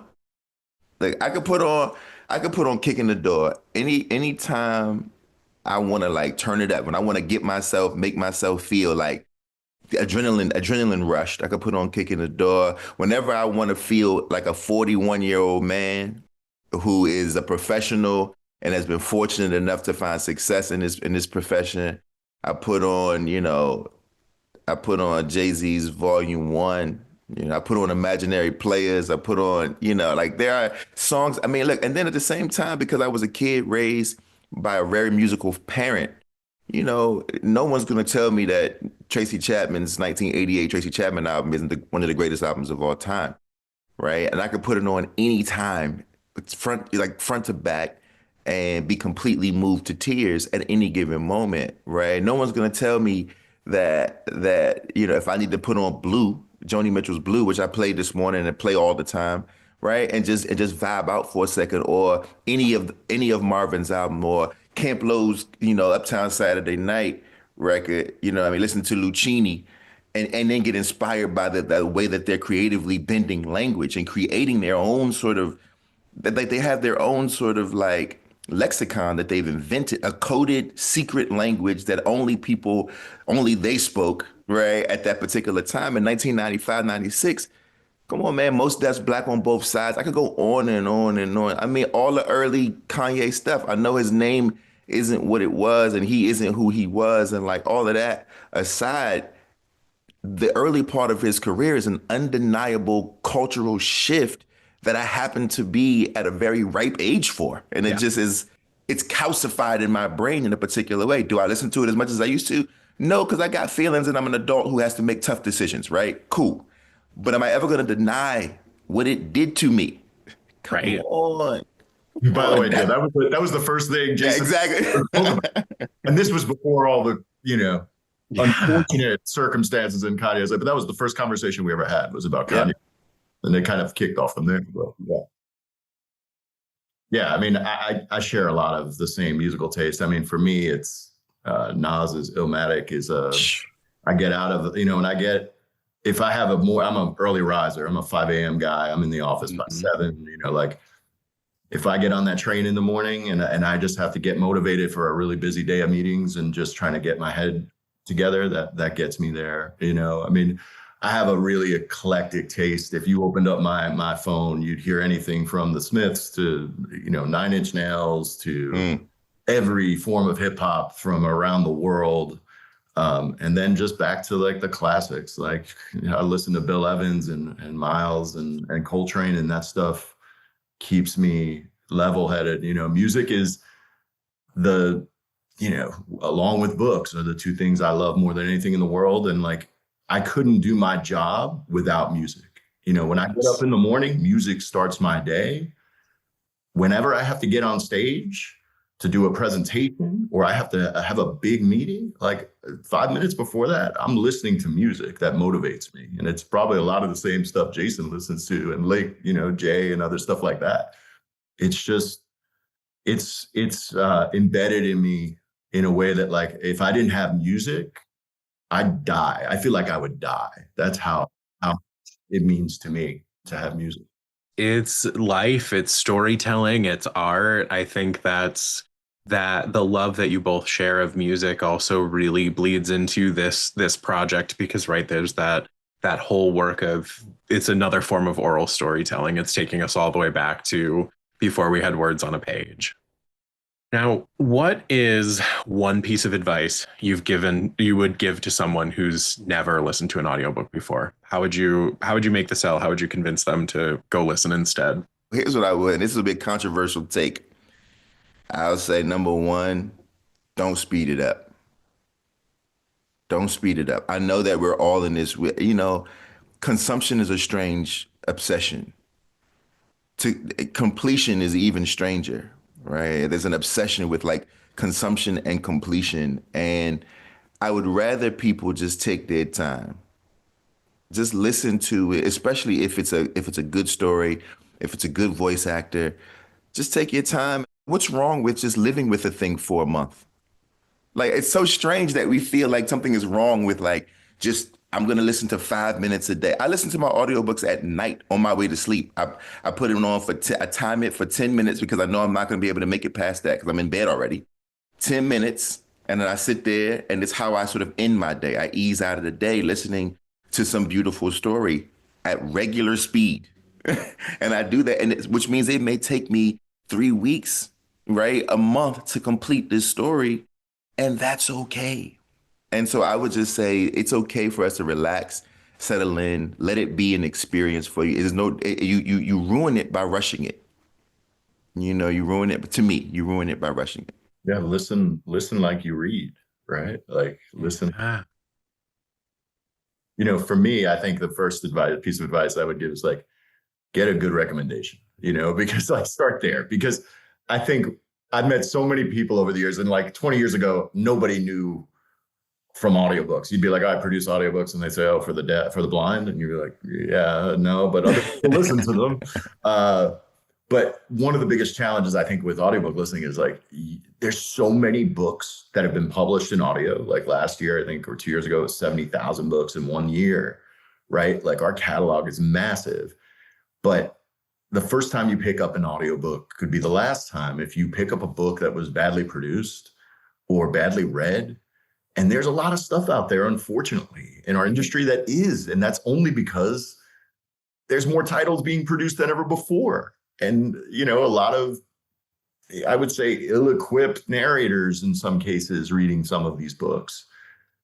I think getting a good recommendation is the path, because I know too many people who have said, yeah, I can't really get into the audiobook. I tried this book. And I said, well, show it to me. And they showed it to me. I'm like, how about this? Try this book from a person who knows, like, try this and tell me you're not into audiobooks then. And I think getting a recommendation is the number one, piece of advice I would give someone. The hard sell on audiobooks, we didn't need another podcast on that, because I'd sit here. That's true. Maybe have an anti-audiobook person on and we can have a debate for an hour. It'd be fun. But yeah. I actually kind of love that idea. But you're right. I mean, I even think of in the early days when I was telling my friends, like, you gotta do this. You gotta go listen to the book. It's so much fun. It's nice to have someone read to you. And they'd be like, I just can't do it. I don't like the voice. I don't like the pace. I don't like the whatever. And now all of those friends who said they can't do it, they're listening to more audiobooks than me. And that's all I do. Because all of a sudden, that they found the right voice, the industry kind of picked up, the standards rose, and now it's a really exciting place for audio. Yeah, I mean, look, I think it just takes one, right? It's like records, it's like any form of art. It takes one thing to speak. You see a building a certain way, and all of a sudden you start looking up architecture magazines because you're like, I'm really into architecture, right? It's the same thing with audiobooks. I think it's just a matter of finding that thing that you like. And I remember one of the first books I ever listened to was like Picture of Dorian Gray, that was like produced by Penguin UK, and it was an abridged version, which I hated, but like the performance was transformational to me. I love Oscar Wilde, but like the performance was transformational. So I think getting a good recommendation and I think also this idea that like we're so accustomed now, especially with the way the world works, getting everything instantly the way that I want them, right? Customized orders at Starbucks, getting my package from Amazon the same day because I need it right now. Like when you pick up a book, you assume it's going to sound the way you think it should sound, right? And I think that's a challenge for some people to kind of like check themselves and say, wait a minute, let me let this wash over me a little bit. And let me feel this differently. And I think that's just the nature of like consumerism today. But like, look, buy books from reputable, publishers and buy and dig and listen to things. And if you don't like them, look for something else. There's a lot of books I picked up and I'm like, I finally got to the point at 40 plus where I'm like, I'm not going to finish a book if I don't like it. And like, It took me a long time to do that. I used to be like, I'm going to read this whole thing because I feel like I have to. And now it's like I pick something up. If I'm listening to it, if I'm reading it, if it's a record, anything. If I'm not vibing with it, I'll put it down. I'll pick something else up, and then inevitably I will find something I love. And sometimes you'll pick it up again later on, and it makes more sense. Like Shakespeare, Right. Like Shakespeare. Like I hated it in high school, and now I'm like obsessed. Right? Like that happens with movies all the time. Like I see a movie that I hated 20 years ago, and I'm like, oh, I was just too stupid to understand. Exactly. Sometimes it's I didn't get it. Sometimes I wasn't in the right headspace or the right mood for it. Sometimes you just have to like be in the place to receive some info. Yeah. Oh, well, you two are absolutely incredible. Before I let you go, because I think we could easily talk for 8 hours, where can the people find you online? What projects are you working on right now? Anything you want to promote, all that good stuff? Jason, we'll start with you. Yeah, I'm at Jason Reynolds 83 on everything, and then jasonwritesbooks.com is my website. I'm working on a bunch of stuff. I got Coach, and the last book in the track series comes out in October. I've got some adult stuff coming out next year. I've got lots of things are happening, and there's always lots of things on my side. So, everybody keep up with me, and there's more coming. And Dan, how about you? Yeah, I'm on Instagram at @ZAudioArchitect, and you can see some highlights. If you want good recommendations, that's a good place to find some really good books. But right now, I'm working on what I call the Dolly Parton trilogy. I'm in my third book with Dolly, a book called Star of the Show, which is just a collection of.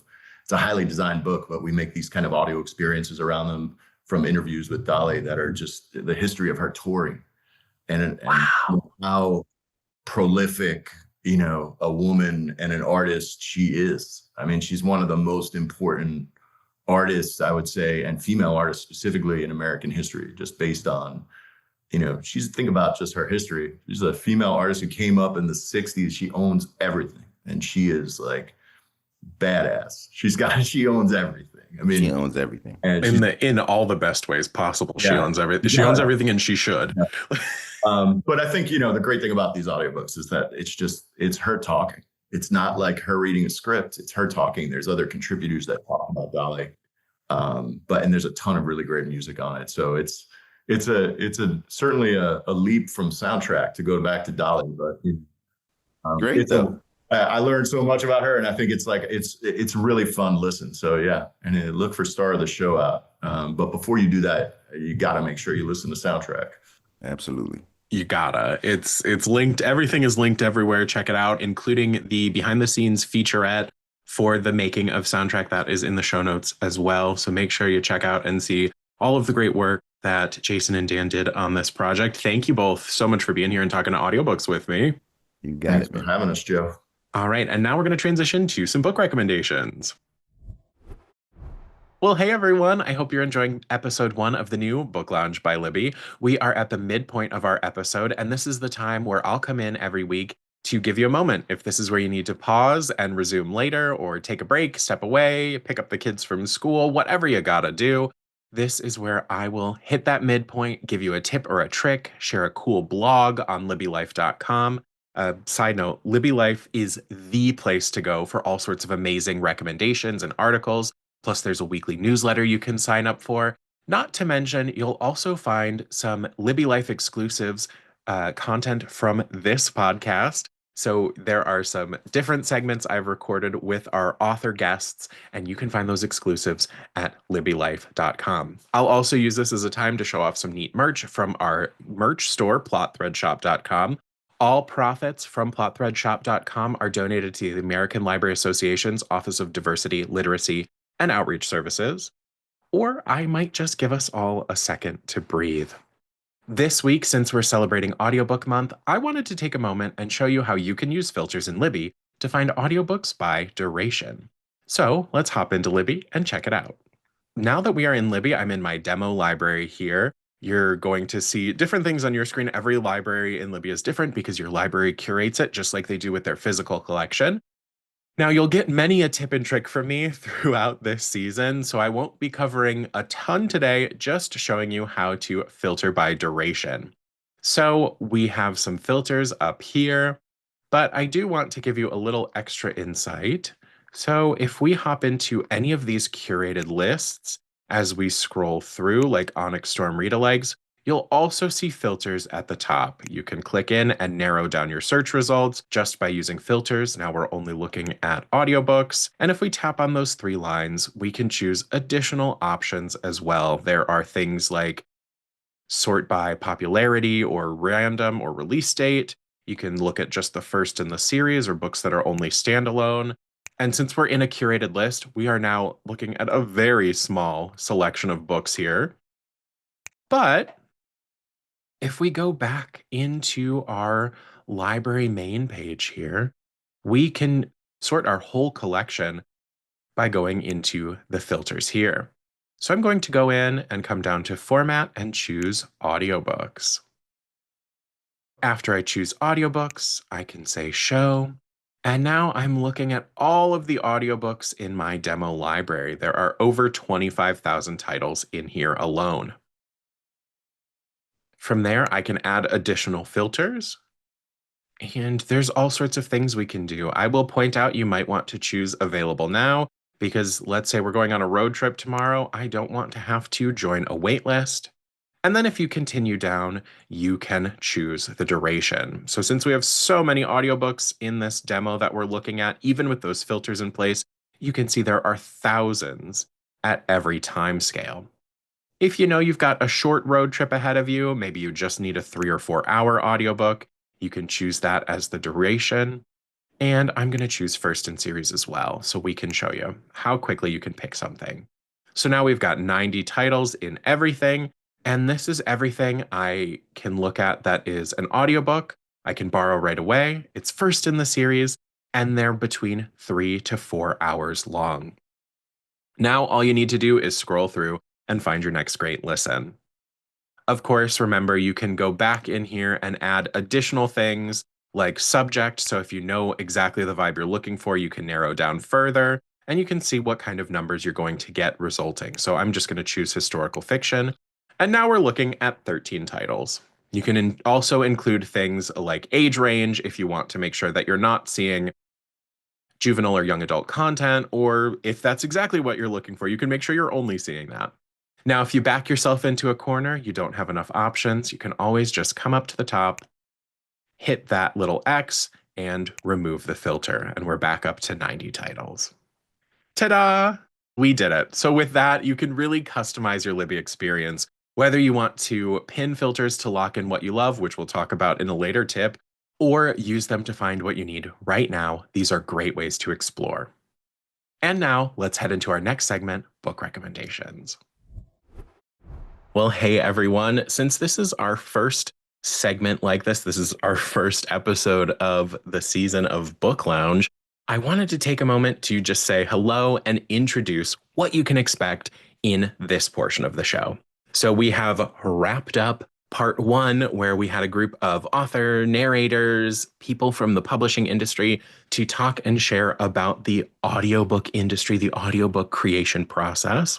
Then we had a little break in the middle where you heard a tip, trick, or, little goodie from me. And now we are going to move into part 2. So this is the book recommendation portion of the show. I am so excited to welcome folks from the internet book community. So we have booktubers, bookstagrammers, book talkers here to share recommendations. This is episode 1, so this is the first time you're seeing this. You may just be meeting them for the first time today. These may be faces you already know and love online, but I am so excited for everyone to be here. In episode 3, just 2 weeks away, you'll be able to meet all of our guest hosts who will be joining in the second half of the show to give you book recommendations. So every week you'll see a different cast of characters come in and give you title recommendations on the theme of the episode. So I'm just doing a little intro here, and they will all introduce themselves at the start of our time together in this portion. So you'll have a brief idea of who they are if you haven't met and loved them already online. So you'll get to know more about them in episode 3. But for now, enjoy this part of the show and let's welcome our incredible guest hosts. Thank you all so much for watching, and here we go. Joining us, we have Carmen at Tomes and Textiles, Jananie at This Story Ain't Over, Kayla at Books and Lala, and Meara at Meara is Reading. Thank you all so much for being here. Before we dive in, just want to go around the group and ask you all to give a little intro to yourself. I should say who wants to go first, or just say. So I guess Meara, you're like right there in my screen, so go for it. Love it. Hey, I'm Meara. I'm mostly a book talker.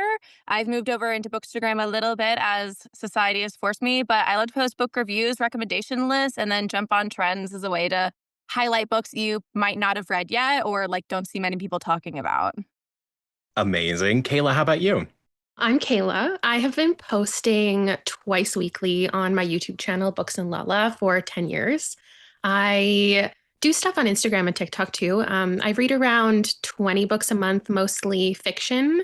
My favorite genres are probably horror, like low fantasy, though I read a good amount of like lit fic and thrillers and sci-fi. I'm kind of all over the place. Oh my gosh. All of that. 2 videos a month for 10 years, number one, and 20 books a month. Come on. Save some for the rest of us. I'm going to immediately interrupt my own plan here. How do you do it? Well, I have been doing it for so long that it's a part of my job. I consider reading, the editing, the filming all a part of what I do for work, essentially. So I just kind of put it in my day when it needs to be. I love it. Oh, I love it. Jananie, how about you? It's really sucky to follow up after Kayla because I do not read that many books. But I'm Jananie. My channel is called This Story Ain't Over, and I started it back in 2018. I'm on BookTube. with this idea of just like, your story's never over. There's always something more to, your life and the things that's going on. And yeah, the books that I highlight on my channel kind of follow that theme too. I always want people to expand their horizons and find something new and something that they may not have picked up otherwise. So yeah, that's my channel. But I have been on BookTube for maybe like 7 years now, and I have inconsistently posted maybe 4 videos a month and will read a good like 15 to 20 books one month and then like 2 the next month. So range is the name of the game for me. Range 1,000%. I relate to that. I have a Kayla 20 books a month, and then I have like I think I got everything done. I think I checked every box, and I read like 3 books. So hey, we'll take it. Now, Carmen, could you round us out with an intro? Absolutely. Hi, my name is Carmen. You can find me on Tomes and Textiles, and I read and recommend Latinx books primarily because we are underrepresented in traditional publishing. But I also support libraries and Libby, of course. I'm in the middle of a book slump and a novice YouTuber in addition to Instagram and TikTok. And so I'm just in awe that you can do YouTube for 10 years. I have been on Instagram, on social media for over 10 years. So I at least have been doing that small little part. I love it. You all are incredible. Y'all need to give yourself more credit, because I'm just sitting here like, any one of these backdrops alone, like all of the gorgeous books, whether they're in color order, whether I love to see when people put things sideways, because I do that too, because who has enough space to have all the shelves you could possibly need? Like, ugh. Anyway, well, thank you all for being here again. We are going to be recommending some audiobooks today. And before we get into that, do any of you remember what your first audiobook was, or the one that made you go, I am an audiobook listener now because of this? Whoever wants to, I'll let it be roulette. Whoever unmutes first, go for it.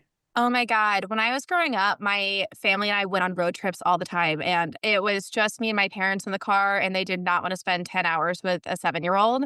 And so they would take me to the library, because this was when you had to get your audiobooks like in like a big pack with like 5 CDs. And I remember listening to like the series of unfortunate events that way, just like staring at the window and like envisioning Count Olaf like running through the trees, like trying to get me. Like just like all the little adventures that you could pick from the library, take on the car with you. That's why I love Libby now, is I don't have to go get a whole bunch of CDs anymore. You don't have to fight your way to not crash the car and change the CD. Exactly. Absolutely. Mine was also in my childhood. I feel like a lot of people got introduced to audiobooks like within the last couple of years. I found my first audiobook at like 6 years old. We just moved into this rental, and the people before us left behind this giant piece of furniture. I guess they didn't want to move. And at some point we opened it up and realized it was like a stereo. It had like speakers and a turntable, and it didn't work. But after a little bit of time and my discovery at a garage sale of the vinyl for The Little Engine That Could, I got my dad to fix it up. I listened to that thing every single night. I loved it so much. It's narrated by Casey Jones and John Henry, and it has a couple like musical numbers. And I recently checked it out on YouTube, and the nostalgia just came flooding back. And I'm so glad that I had that memory. I loved it so much. That is so cute. That is, I love that everyone so far is saying in childhood as well. But yes, please continue.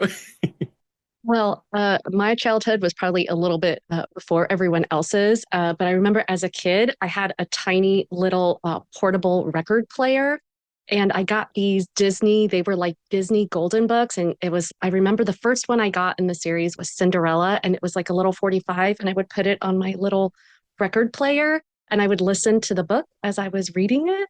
And I ended up with like this huge collection of those little Disney books. Like I said, this was another era. And it's like one of my most like heartened memories of childhood. That's Carmen, so cute. You just made me realize I'm a liar, that I didn't start my audiobooks in the car. I'm a youngest child, and if no one could tuck me into bed, we had cassette tapes with follow along fairy tale books. And I would like tuck myself into bed and like have someone read me a story, but it was an audiobook. Unlocking core memories with books. I love it. I love it, and this is where, as the like Libby person on the Zoom, I have to say there are read-alongs in Libby. You can search for them. There's a filter just for them. They highlight the words as you go, so they promote early site tracking. So all of those early readers that are the typical like pre-primers is what they would call them when we would put them on the shelves at the library. Those all like Pete the Cat. It has the pages, it flips, the words are highlighted as you go while someone narrates it to you. So there's even a version of that today. Just shameless Libby promotion. Great promo. On the Libby Amazing. podcast. Oh, I love it. Well, Jananie, how about you? I was just gonna say, I am the one person here, I think, who did not discover audiobooks when I was a kid. I didn't even know that they existed until I was in university, and I used to commute like an hour and a half to university and back every day. And I was on the subway or like on the train for most of that time. And I think I heard someone telling me about audiobooks and how you could like get them at the library, and I would get the CDs from the library, check them out, and I bought myself a Walkman in like, late 2010s because that made sense, and was literally putting these CDs in this Walkman and like, living my little hipster retro life on the subway. And yeah, that was my introduction to audiobooks. I'm so glad I have Libby now though, because that was a mess. And like you had to have like wired earphones to like stick it in, and it was a struggle. Yeah. Oh, and there was a time where we were like porting them to MP3 players to be like, well, I can't simply carry around 85 CDs with me. This has to be easier. But it took days to get an audiobook read. It didn't really, but it did take some time. Oh, I love it. Thank you all for sharing. I am right there with you all that it was like that early go to the library core memory, whether it was for a family road trip or whether it was just for something to do. I remember the like hanging bags with books and the same kind of little cassette in them, like the fairy tales for bedtime. So all sorts of good memories. But now I guess we should dive into these audiobook recommendations. So we'll go round the room. We'll do one at a time. Give the title, the author, and then if you have the narrator handy, and give your description why you picked it. And let's give the listeners something to add to their TBR. So who wants to go first? Who wants to give us their first audiobook? I just feel like a lot of times I gravitate towards audio experiences if it's a longer book. Like, so I don't have to carry it around with me. I don't have to haul this giant book. And then I can get immersed into the world right away and the atmosphere. And so I think when it comes to short books, I have a hard time justifying it because I'm like, I don't need the audiobook. I can just, read this. I can pick it up in an hour and put it down. But short audiobooks are the best to get from the library because then I'm not spending a whole credit on like another site. Then it feels good also to go into the app and return it so quickly once I finished it. So one of my recommendations is Recitative by Toni Morrison. This audiobook is only 2 hours long. It's narrated by my queen, Bonnie Turpin, my favorite audiobook narrator, with Zadie Smith, because this book is a short story and a book review all in one. Half of it is made up of Toni Morrison's story, which follows a Black woman and a white woman. They meet at an orphanage when they're younger. They come back into contact with each other a few times when they're older. And what I love about it is I just love books that play with the reader's expectations. And this one is really interesting because it doesn't tell us the race of either character. We just know that one is Black and one is white. And race plays a really important role in both of their lives and our assumptions as the reader gets toyed with. And it's just so unique.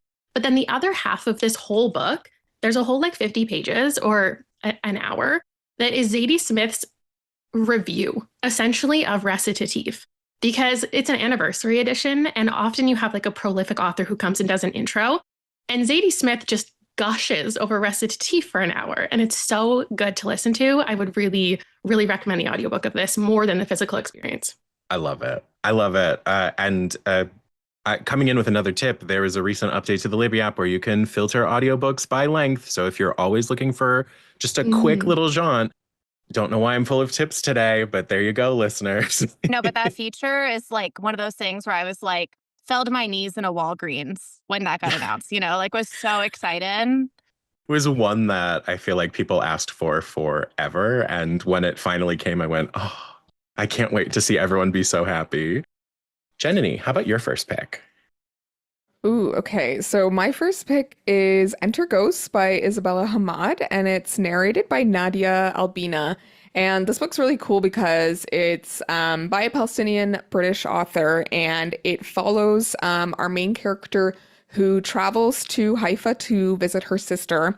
And she's in, occupied Palestine, and she is an actress, and she's a stage actress, a theater actress. And when she gets there, her sister's friend is from the West Bank, and she's throwing a production of Hamlet with some people in the West Bank. And it's really interesting because the audiobook, the narrator, she's so incredible. She does different voices for all the characters, and there's sections of the book where it's actually told as if it's a play. So like if you look at the physical book, there's like, the name and then, what they say and like stage directions. But the way that she performs it in the audiobook is just so stunning and just like chilling in a way. And I found it to be really fascinating, and it just like really immersed me in the story. And she just had, a way with portraying these characters and just everything that they're going through. So it was like that much more impactful for me. And as someone with like ADHD, I'm like neurodivergent, like having audiobooks is just so important to me. It's how I get like 90% of my reading done, and sitting with a book is not feasible for me sometimes. So yeah, having my audiobooks from Libby are, my lifesaver.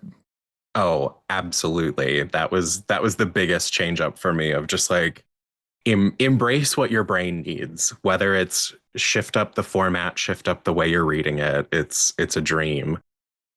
Carmen, how about you? The first book I am recommending is Oye by Melissa Moguyan.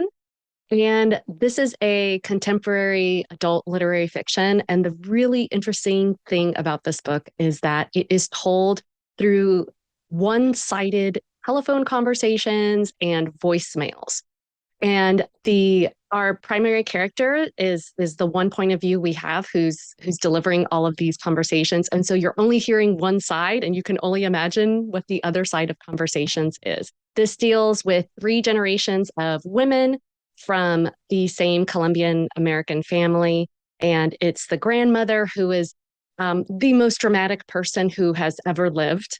And Luciana, our teen protagonist, most of the voicemails she's leaving, or all of the voicemails she's leaving rather, are for her older sister, Mari, who is a freshman in college. So she just left kind of the family nest.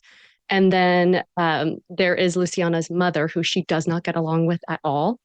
To add to all of this drama, there is a hurricane headed to Miami where they live. So Luciana and her mother go on a road trip, and they don't get along. And imagine the stress of the hurricane for Luciana, who's sort of like, she becomes by default kind of like the head of the family. And her mother is just like, we're going to go on a road trip. And she's like, we need to get back. I can't get a hold of my grandmother. Anyway, it's hysterical. And at the same time, it's a story that just made me cry so much. The audiobook narrator is one of my favorites. Her name is Elena Ray. And she really literally gives voice to Luciana in such a way, like she really encompassed the personality, I thought, when I first read the book. I listened to it on audio as one of my book club picks, and I listened to it on audio and I was like, oh, I almost wish I had done it on audio first, because Elena really just did such a phenomenal job. So that's Oye.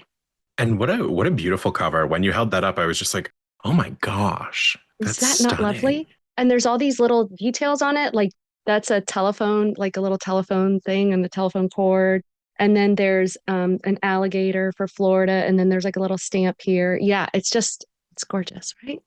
And you mentioned that it's all kind of told in different pieces. I'm thinking of like voicemails, emails, things like that. How would you say those portrayed in the audio? Since this is you said it was like a beautiful narration. You wished you had done that first. It was just very interesting because you got to hear all the inflections that you were imagining. Like Elena Ray really like acted out. So as Luciana is like losing her mind over her mom, or getting angry and arguing with her grandmother, or listening to these stories and retelling her sister, like in a voicemail about some story she just heard about her grandmother.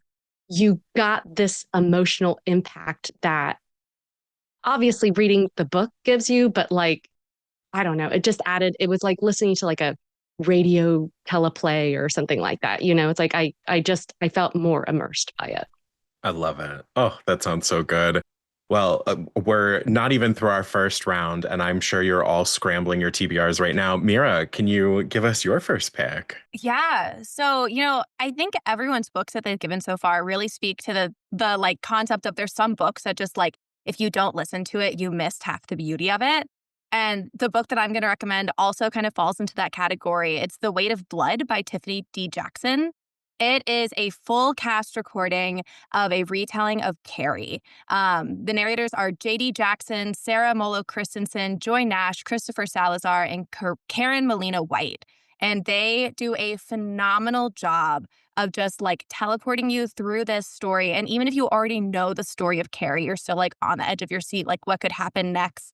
And they put in all these little sound effects throughout this kind of like newscaster bulletin sound and radio signals and stuff like that to really, because it's not just like narrative perspective. There's articles, there's reporters, there's all different kinds of things as the story's kind of like rolling out in real time. I tell you, I was just sitting on my couch staring at the wall because like my eyes were gone. It was like a live movie happening in my brain. And it's just like such a great way of telling the story of Carrie in a modern era. It's about a high school student who she is biracial, but she has a white father and is growing up in a white community that has separate proms for Black and white students. And the way that the story begins is with her racial background being exposed because her hair gets wet. And so it's a really like unique way to take that story of a girl being bullied and adding a lot more social commentary to it. But as an audiobook, it just like it evolves into even so much more. I feel like we're all scrambling for the unmute after that. Please go for it. I was just going to say that like Tiffany D. Jackson is one of my favorites, but I haven't read The Weight of Blood yet, and you just sold it to me. So I'm going to get it from Libby. And you have after to this. do it as an audiobook. I'm telling you. Tiffany is incredible. I love a full cast, and I love when they incorporate like little sounds and stuff. And I feel like you only get that like in sci-fi. So to hear it like in different genres sounds amazing. Yeah, for sure. I'm moving it right up. I was just going to ask all of you before we went to second picks, what speed do you have your audiobook set on? And do you change it if you do a full cast? Do you like a full cast? I'll start off. I just hit 2x speed. You're getting us into a controversial conversation. I know. Truly. I know. I had an argument with my in real life friends about this a couple weeks ago, and they were like, you're a psychopath. You're a certified psychopath. So you can guess what speed I listen to my audiobooks on. Just for everyone just listening, I want you all to know that all of us had the most like aghast and embarrassed faces when this question was asked. Like not a single mouth was left uncovered. You would think I asked like for trade secrets to be exposed on recording right now. My take is if the app, which Libby does, allows you to listen to 3.5 times speed, they are giving you permission to do so. And no one should have a single opinion about that. Absolutely. You have to do what works for you, because Libby also allows you to slow it down. So if, you need to go under 1, you can do that. But then if you want to go over 3, you can do that too. There's zero judgment here. This is the audiobook episode. I also feel like the more you get like into the book and used to the narrator, the more you can understand them as you make it go faster. And so like if I sit down and I start at 3, it's just and I have no idea what's happening. But if I start at like 1.5 and then I bump it to 2, and then like I might eventually end up at 3.3, and like that's what it is. Oh, definitely. I also feel like certain narrators just sound better when they're faster. Like some of them sound like, no disrespect, but not great at 1 speed. I had a friend complaining about a Swedish accent in a smut book audiobook recently, And I was like, listen to it on 2 or 2.5 speed. It's better at that speed, not at 1. So she agreed once I played it for her. There are cherished, beloved narrators, and I'm like, yeah, I love them. I love them at 2. I love them at 2.5. I love them at 3. It's just what it is. I'm going to put myself on the line here. So I start at 2, and then it may go up or down just depending. But I feel I do understand the audiobook narrator perspective of it's the speed at which it was recorded. And I respect that. And so I will always at least try to listen to the first chapter at that speed just to know what it was intended to. But I've got to speed it up. We talk fast in my family, and so I have to listen quickly. 1,000%. I completely agree with that. I think we all have our default starting speed. That's why I said -2. That's kind of the I have a good sense for it. If there are the occasional narrator where I go, ooh, I keep missing you, let me turn it down a little. Or there's the this is great, I have a sense of it, I am going to pick it up a little bit. I think that's great. And I love that everyone here has that fluidity with their time, their speed. Okay. Round 2, we'll go for the same order. So Kayla, I'm coming back to you. What is your second title for us? Okay, to not fully evade the question, 1.8 is where I usually start, and I like it there. As far as the conversation about full cast, I do love full cast. I don't think every book necessarily needs it. And narrators are so talented, and there's so many these days who do such a good job of embodying different characters. But this perfectly transitions into my next recommendation, which is The Favorites by Lane Fargo. This is another general fiction. It has a little bit of a side of mystery, and there are 11 narrators, I think, attributed to this. The most prominent being Christine Lakin. So it's told with a traditional narrative style following a young couple and their ice skating career, but it slips in a bunch of interviews and other media that's so fun to listen to because as we learn throughout their story, there is something that has gone on, a little bit of a mystery with this couple. And it's told from the perspective of all of these people who encounter them throughout their rise to success and how people view them, their possibly toxic relationship, and their cutthroat dedication to the sport. I'm obsessed with that. I know we're only supposed to have 2. I would be remiss if I didn't include a horror. So I'm just going to say really quickly, this is one that I'm excited about. I haven't listened to it yet, so I can't recommend it. But Knock Knock Open Wide is one of my favorite horror books. It's Irish folklore. It's about changelings. It's so weird and it makes no sense. And the audiobook is coming out soon. And I'm going to die the day that I get to listen to it. So I just had to slip that in. Kayla, I'm locked in. I Thanks for love slipping the that in. sneaky, Yes. hand pull. I've never seen Kayla move that fast, and I watch her videos a lot. So, and I watch them on double speed. So I loved that because I was like, I'm not going to stop anyone from bringing more books. We just means we go over time. Oh, well, I mean, as long as no one in the room cares, I will never be mad at more books. Thank you. Of course. And as I'm thinking of season 2, there will be a horror episode. I can think of quite a few people in this room who might want to be there for that. Listeners, we're on episode 1 of season 1, and I'm already spoiling things from season 2. Jananie, your second pick. Oh my gosh, look at me go. I've lost the plot. all good. Okay, so my second pick is a dual narrated book, and it's called If an Egyptian Cannot Speak English, and it's by Noor Naga, and it's narrated by Amin El Gamal and the author as well. And what I found really interesting about this book, it's a super short book and also a super short audiobook. It's maybe 3 or 4 hours, and you can listen to it in a single day. But what I found super interesting was that I've heard a lot of people who have read the physical book say that it's really confusing, that they couldn't really tell who is narrating because it switches between the two characters. And essentially one of the main characters is Egyptian American. She goes to Egypt, she visits Cairo, and there she encounters this young man who was sort of part of some of the revolutionary activities in the early 2000s. And so he's sort of struggling with his life and not sure what he's doing. But both characters are very unreliable narrators. And when you're reading the physical book, it's a bit confusing. But with the audiobook, you have a different narrator for each of them. And so the switching is easier to understand. And each chapter starts with a question, a very odd question. And then the narrator sort of, talking about their life and answering that question in a way and thematically as they tell the rest of the story. But what's even cooler about this book is that it has a, third act twist that involves more characters. And I think both narrators were just or actually, it was actually the author who narrates like that last section, but she was so good at doing so many different voices in that last section that it was just, yeah, it knocked my socks off. Like I was just so shocked and I loved it. So highly recommend. Amazing. Oh, I will like say it every time. I love when we can make our reading easier for us. And that's the thing. Oh, this book was confusing. Not for me on audio. So no complaints over here. Just try it. If you didn't like it the first time you tried it, try a different book, try a different narrator, speed it up, slow it down, whatever, but give it a shot. One of my life hacks is if I'm in a book and I'm still early on and I'm like, I'm not really getting into this, it's not vibing for me, I will go see if I can find an audiobook on it, especially if it's available on Libby.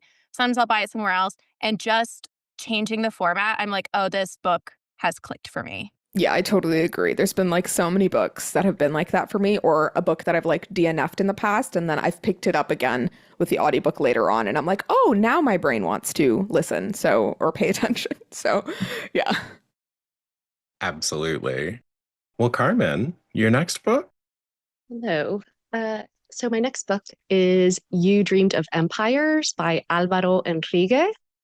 So this is a revolutionary historical reimagining of one of the West's kind of historical moments, which is when Hernán Cortés walks into Tenochtitlan and he meets Moctezuma for the first time. So this is not only political intrigue, it is a story of translation and of words.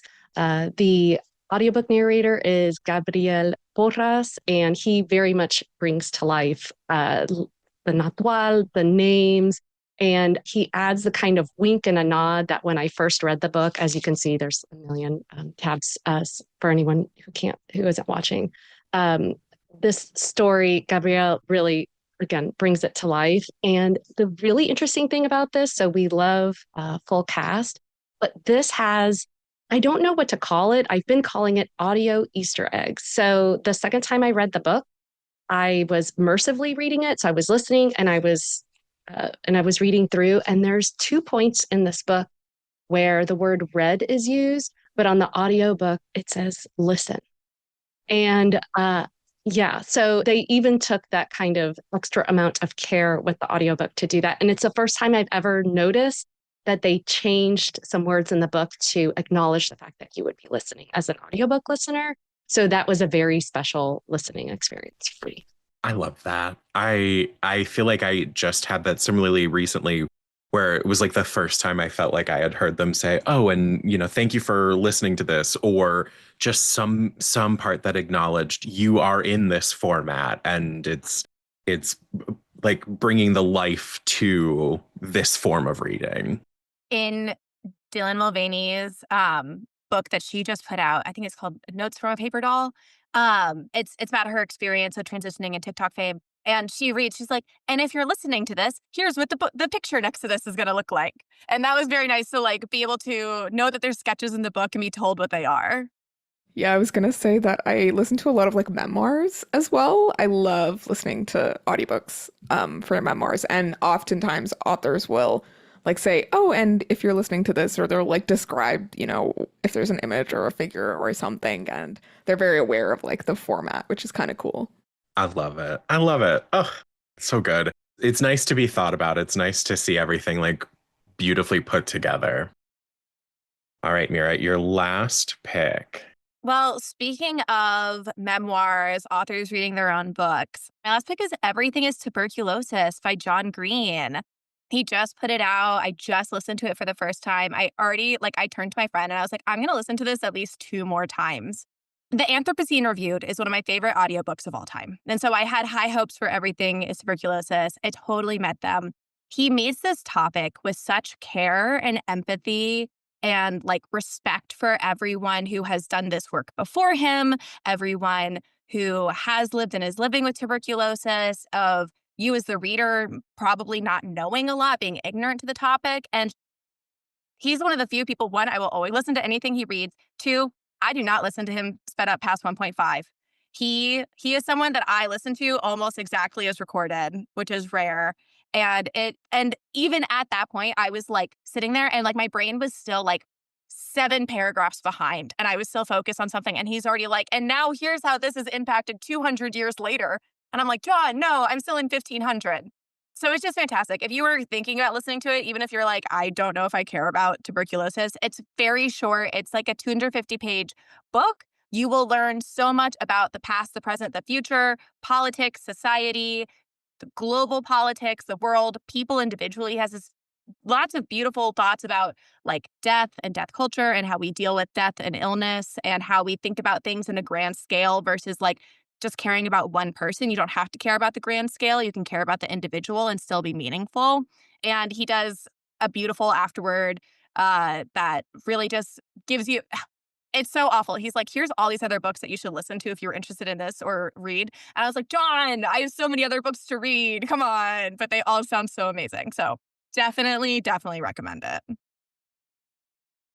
I was going to say, the second you said John Green, I was like, oh my God, I should listen to that because I used to listen to his podcasts with Hank. And then also I used to like listen to his YouTube videos just like as if they were audiobooks or just like via audio because I think he's such a great narrator. He just has a really nice like cadence and kindness to his voice. And I agree, like I wouldn't listen to him past like 1.5 because there's something about it that's just really good. He like communicates his emotions so wonderfully through his voice without like overemphasizing or performing. Like it's so authentic. It's always so special when authors are narrating their own books. And I feel like that's something that we've seen more and more throughout the years. Is like you used to get somebody else narrating and now people are more confident to do it themselves. And especially with somebody who's so used to speaking, like I imagine that's so good. I just like, can I say, I am so glad I'm here. Like I was already excited to come here and talk about books. I wasn't necessarily thinking that I would get as much value as the listener, but like I've only read one of these books that you've all mentioned and they all sound so good. And I'm so happy. No, I agree. I'm going to like, after this, I'm going to get on my phone and like see which audiobooks I can grab and like probably listen to this when it comes out and be like, oh, shoot, I did mean to read that one. Like put it back on the list. Well, keep your eyes on that document because after we wrap up recording, I'm going to go link all of the titles that you all have picked to the Libby share link. So you can just find them directly in there. And this is the moment where I'll quick say for the listeners, as always, all of the titles mentioned in today's episode are linked in the show notes.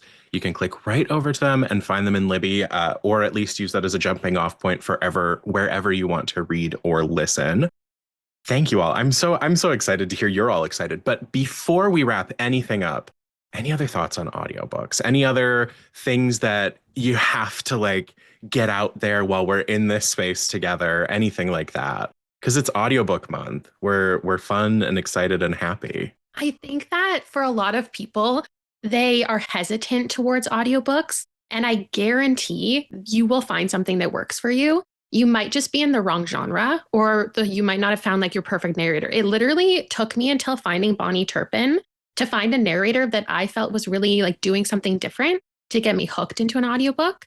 And also, there are certain genres I literally will not read. I won't listen to on audio because I just don't find that they're as engaging as I want. I find like fantasy is almost always so good on audio, but romance, I do not want to listen to at all. That's always a physical experience for me. And I think that every single person is so different. You just have to find what works for you, and it might take a minute. I was just going to say everyone is different because I am the opposite. I feel like I can't listen to fantasies. I need to read them. And I will listen to romances because I guess I'm not as invested with a romance sometimes. So like it's nice as like just listening to it while I'm like doing something else.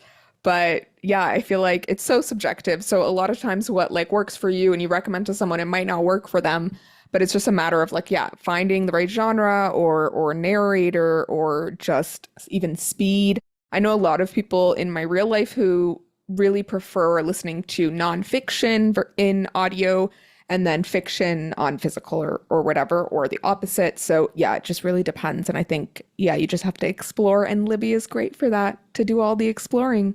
I'll also say, if you have tried different genres, different settings, all these things, the activity that you're doing while you're listening can also make a huge difference. I love an audiobook and a walk. Times where you're like, oh, I wish I could be on the phone with someone, but I can't call anybody. An audiobook is a great time for that. Podcasts, the times you spend listening to podcasts, don't turn us off, but after us, turn on an audiobook. Those are great times. I live in Chicago. I love to go to the lake and color. I bring my coloring book and my 120 markers and I listen to an audiobook and I color. It's summer now. It's a fantastic time. Just get outside and just listen and immerse yourself in a story and enjoy some sun.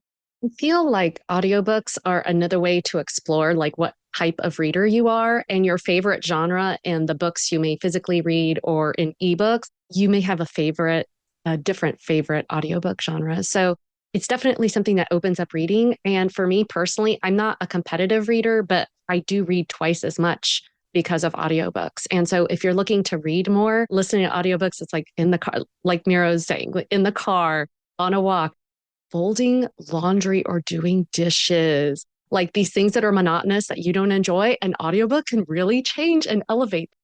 100%. The room lit up the moment you said, Completely agree. Yeah, folding laundry, doing dishes. We all went, exactly. That's how I'm reading. It's time to disassociate. Turn on the audiobook. I don't want to be here doing the dishes. Literally, the only way I get my dishes done is if I'm listening to an audiobook. It's so true. You all brought up the perfect points of consider what you're doing while you're listening, because that absolutely makes all of the difference in the world. And again, I think to the point of experiment with your genre, play around with what you enjoy.